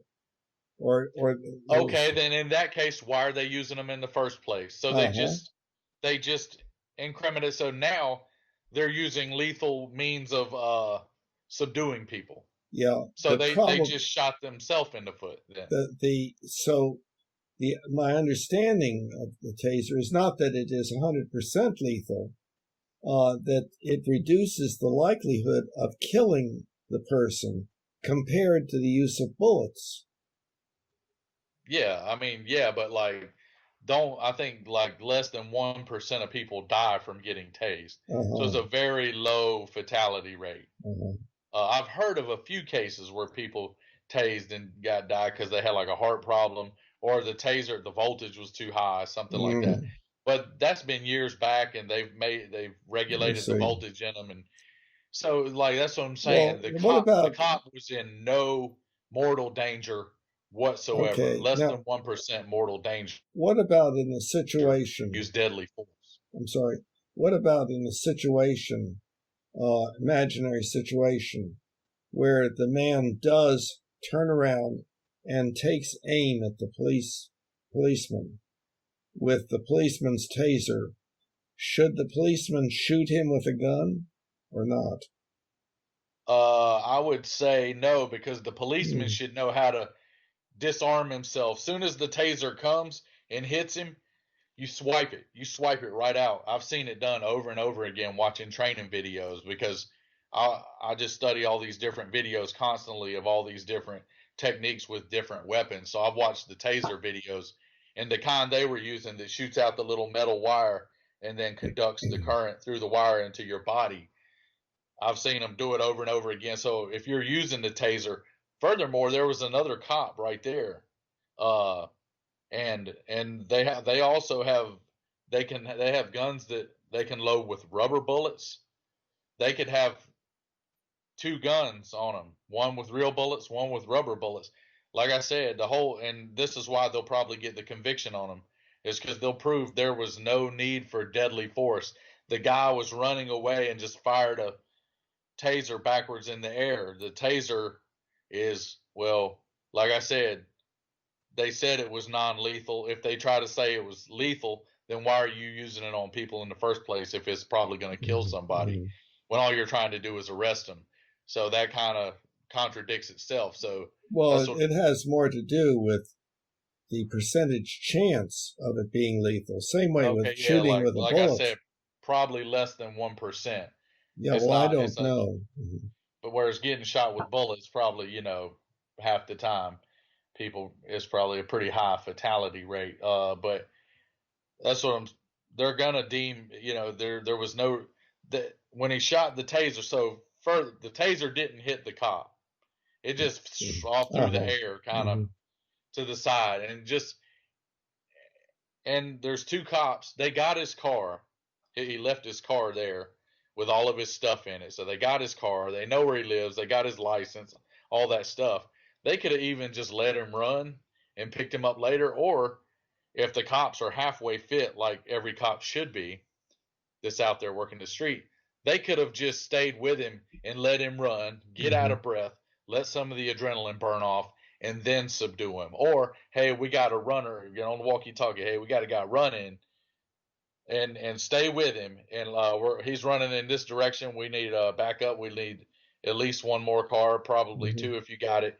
Meet us around so and so. Help us run this guy down and safely subdue and arrest him, so we don't end up with another Minneapolis type scenario. That's what makes it so crazy, is the Minneapolis thing, George Floyd thing, just happened, and now you went and did that. It's like I said, it's a lack of it's bad critical thinking. It's no critical thinking. It's bad screening and bad training, and maybe someone that should have never been doing that job in the first place. Yeah. Well, and I certainly agree with you that more training is better, and that we should try to preserve life and so on. I agree with all of that. In my mind, though, it seems like we're asking police to do something for us that involves them putting their lives at risk every day for things that are unexpected, and that we're now kind of having an anti-cop racism kind of thing that says, oh, well, you all tend to be murderers, and so we've got Like to I said, yeah, make and that's sure not, that you yeah, that we take away some of your killing tools and some of your legal protection and stuff like that. Well, who is going to become a policeman at this point? well, that's a big issue they've been having. That's Right, one of the really bad effects that this is probably gonna have. They're right. gonna say, they're gonna have to scrape the bottom of the barrel to Mm-hmm. get people to be police, and that's unfortunate because we need people who are smart and strong and good Yeah. people Mm-hmm. to do that job because it's a very important and critical job, as you can see. Mm-hmm. Uh,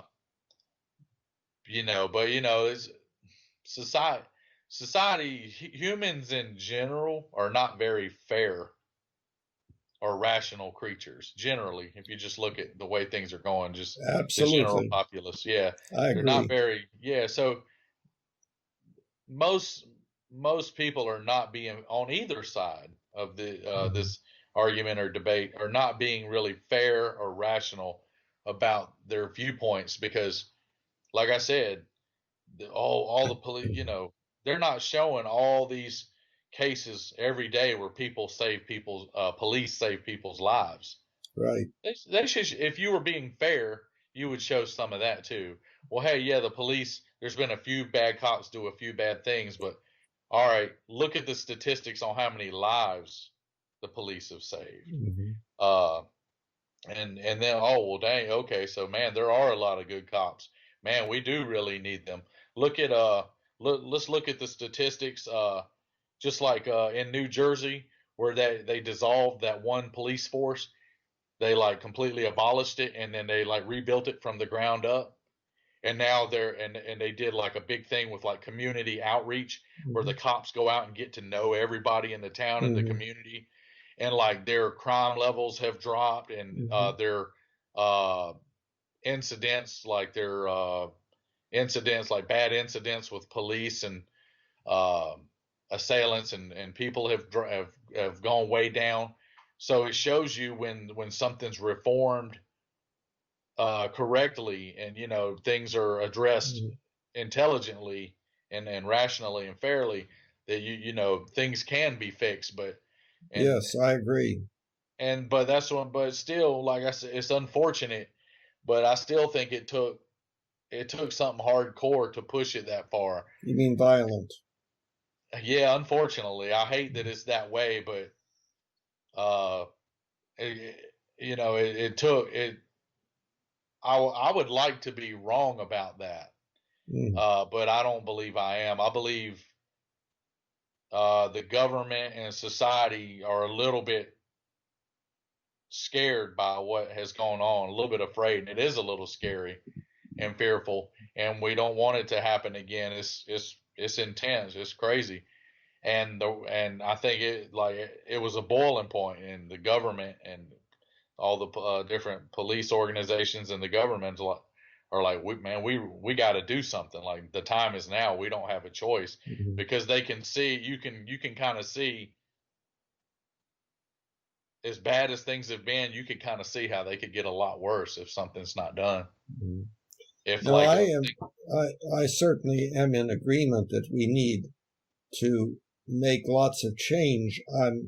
I think the change should be on the basis of accurate understanding of how we human beings are, about what we're dealing with that's in our basic hominid nature, our tendency to be tribalistic, our tendency to struggle for dominance, to develop our dominance hierarchies,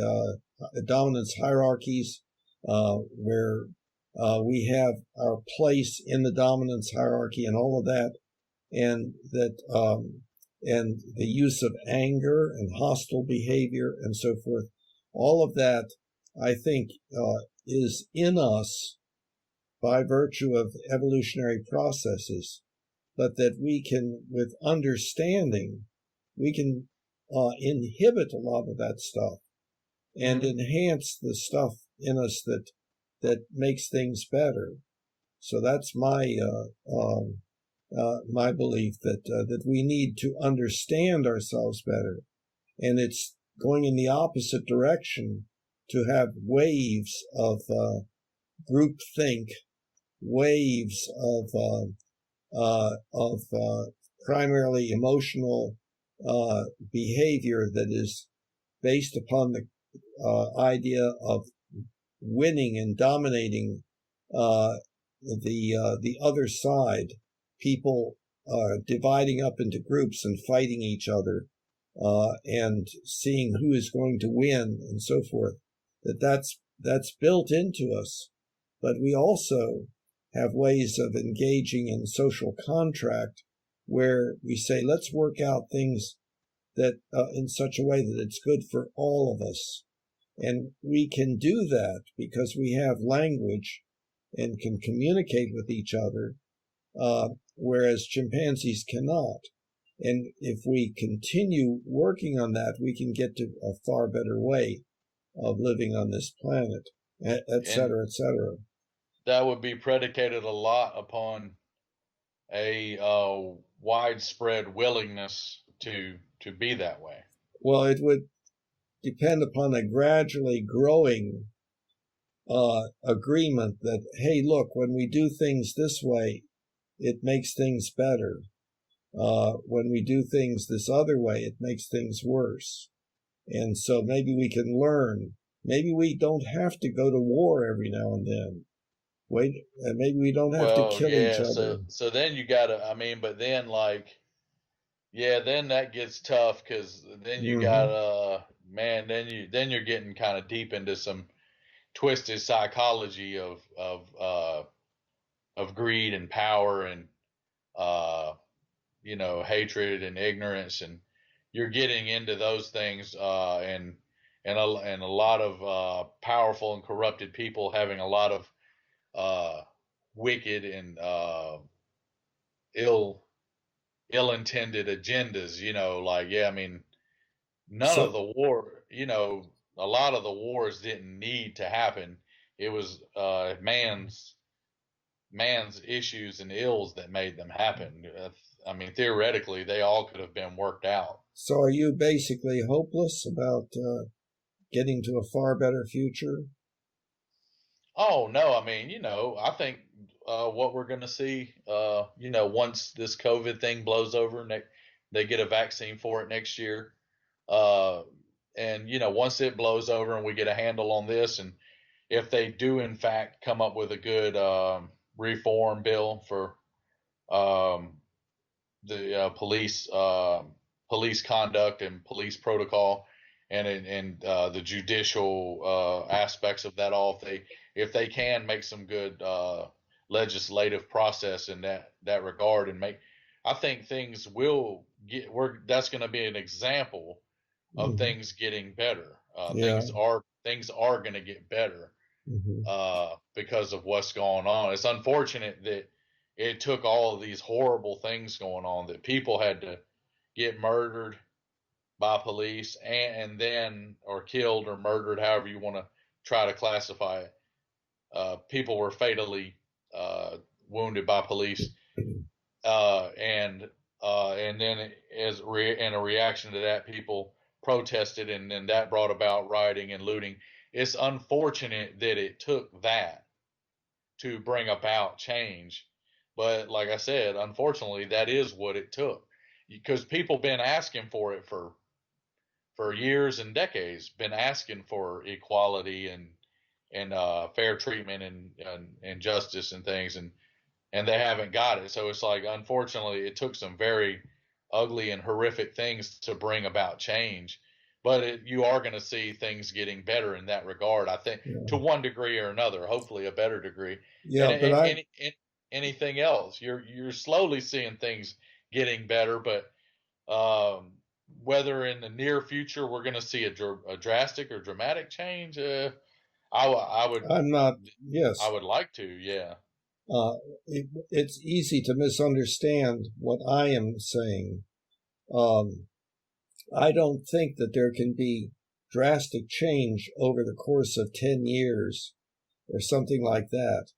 But I'm talking about the way that we humans behave all over this planet, our being our most feared predator, and all of that, that given another century or two, uh, they may look back upon us as just emerging from the animal world and having a lot of extra problems because of some things that we humans have to face that other species don't, like an exceedingly complex culture that we have to coerce our children into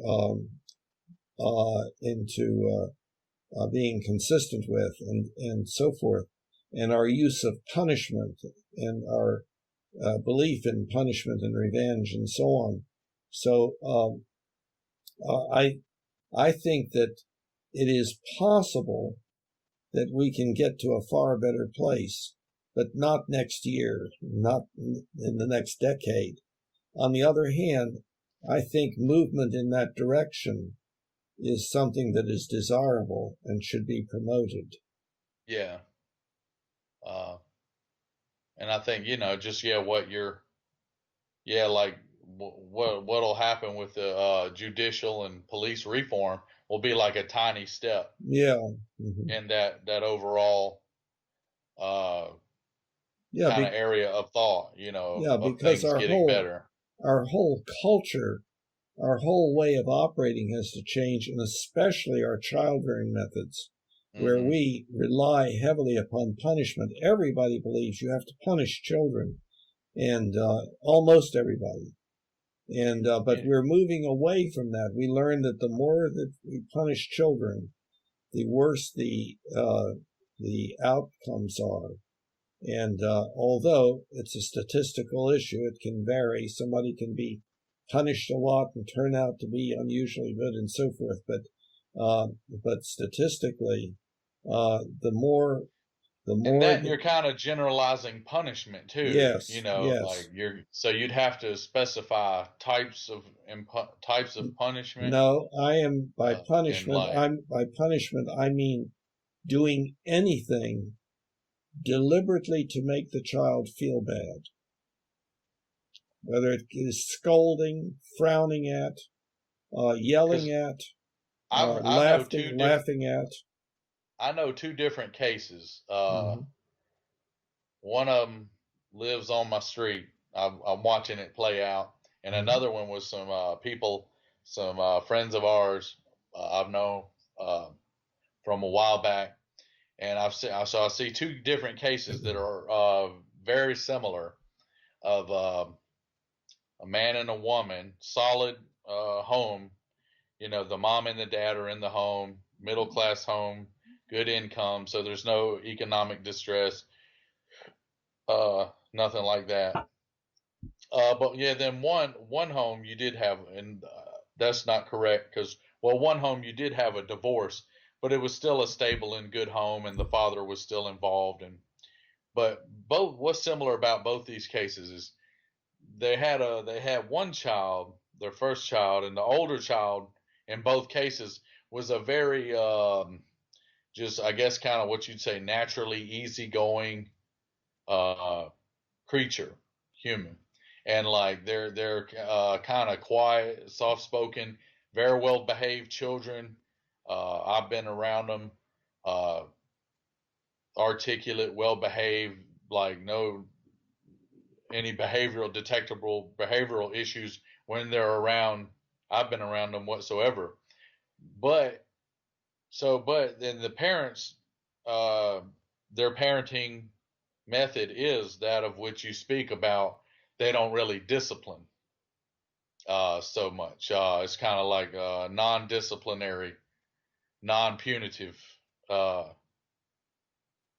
parenting methodology. So then both parties, yeah, they have the older child that's well behaved. Well, then they had a second child, and both of them are like younger boys, and they're still sticking with that methodology. And at this point, the last time I saw the other young boy, and then I've witnessed the other younger boy here recently, that seems to be going horribly wrong.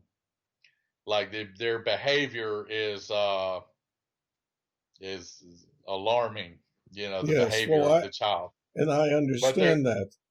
you know, See, so but see, the you know, thing is, just not punishing is not sufficient. It's what is done instead. And I would say that child rearing is our most technically difficult job that we have, and yet there's no training for it at all. People are assume that they can just rear children naturally because they know how to do it, or they've seen it and they just know how to do it. And I do not agree with that. But then again, here's another area in which I am very much alone. I don't seem to fit in very well at all. well, no, I can see the. I won't say 100% agree with you, but I won't. I would say I would definitely agree with some aspects of what you're saying. That modeling for identification, ergo setting a good example, as do as I do. That's the highest, the highest form, and then and teaching, is right below that. Let me teach you about what's good, what has a good outcome, and what doesn't, and what's moral and what isn't. Yeah, but the And method of teaching is a very complex thing, and teaching can be of such a nature that it has a very poor outcome or a very good outcome. It's a very complex process. well, yeah, and that's and that would be a whole Yeah. avenue of its own. And then reward. I know rewards like the third thing down, and then punishments your bottom, uh, your last tier Yeah, you're talking of that. about my uh, uh, Right. rational ethical child rearing That's thing. right. Yeah, And so yeah. that's what I'm saying. That makes sense. Overall, it makes sense. But I think the reward, the reward thing is also has a lot of variations, because Yes. I think the reward It has to might be be, done skillfully.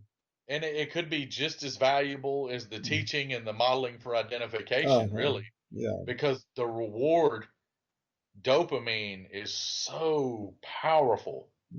I mean, dopamine's constantly rewiring your brain. Yeah. You know that, and so it's constantly rewiring your brain. So, man, when someone, if a human can be like, man, if I live in a positive and rational and benevolent way, man, I seem to really get a lot of praise and approval by the group, and man, things overall seems to go really well for me, and they just stay, flooded with dopamine from that. Man, that's a very powerful thing. Yeah, that's a whole area of discussion. Actually, we probably should be bringing this discussion to a close, and we could do another one and get into child rearing or something like Yeah, that.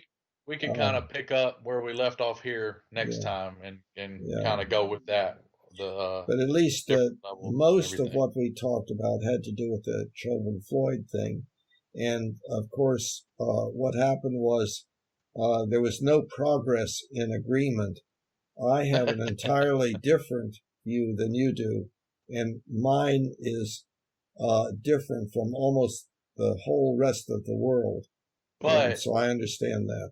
it'd be important for listeners to know and anybody watching or listening to this, to know that I don't think any less of you or bad about you at all because of that. Well, I And I'm not, appreciate that. and I'm not angry with you uh, or I'm not going to say anything bad about you because we happen to have a difference in opinion. Yeah. I have a lot of good friends that see things differently from me, but underneath our differences of opinion, they're still really good quality people. Mm-hmm. So as long as I know there's a good quality person underneath all that, we don't have to agree on everything. It'd be Right. kind of weird. It'd be kind of weird if we did. Yeah. Some probably wouldn't be right, but so that's what I'm saying. Everybody should know you can discuss and debate, and everybody's got to not, unlike society right now, everybody's got to not be too sensitive and too thin skinned so easily to be offended or Mm-hmm. feelings hurt, or because that's the thing. If someone doesn't think exactly like me, that's fine. Maybe your experience maybe has taught you something a little different Mm-hmm. from what mine has. So, but then we can discuss it and debate it.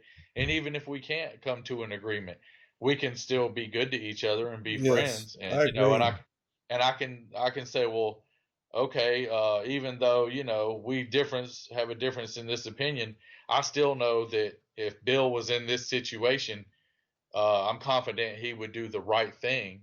Mm-hmm. Therefore, that in my eyes, that makes him a pretty good guy. That makes him a good man. So to me, that's what matters. If your character is good and your intentions are good, then the rest of it, Mm-hmm. we just work out over time. Yeah. Well, and Yeah. I do hope that you tried the experiment of lying on the floor and so forth, but Yeah. but I I'll know let you that know what I come up with. that won't convince you anyway. So, You say it won't. Okay. well, I mean, my prediction is it won't, because you've already answered in your mind. I mean, to me, that that would not demonstrate it. You have to have somebody Floyd size, and you have to actually exert pressure and so forth. And I understand all of that, and so you may be correct. So hopefully one day we will know. That's what That, I'm saying. We might find out to a mm-hmm. better degree at least, Mm-hmm. and then we might not truly ever know. That's right. That's right. But we can all agree that it was very unfortunate, and it was a tragic event for both of we them. wished it wouldn't have happened. And Right. to me, it's I know, yeah, there's been some inequality and systematic racism. That's evident, and that needs to be fixed. We should all be treated equal and fairly. But also, it's bigger than a racial issue. It's a human issue, and Mm-hmm. it's a humanity issue. Yeah. Uh, it's a human rights issue. So I think if we can all start looking at it like this, like that, like let's all of us humans be good and fair to each other, then like you said, then we can take a big step. Yeah, we need to come together rather than divide up into our groups that fight each other. Yeah. The United States of America. Yeah, right. Yeah. Okay, well, so are we finished for today, do you think? Yeah, I think so. I'm getting kind of thirsty, and I bet you Yeah. are too. So Yeah. we'll cut it off, and then we'll pick it up next time, and Good. maybe talk about the child rearing and Yeah. maybe some other stuff. Right. Okay, well, then you have a good week. Take care. And You too, buddy. bye-bye. Stay safe and onward and upward. You too. Bye-bye.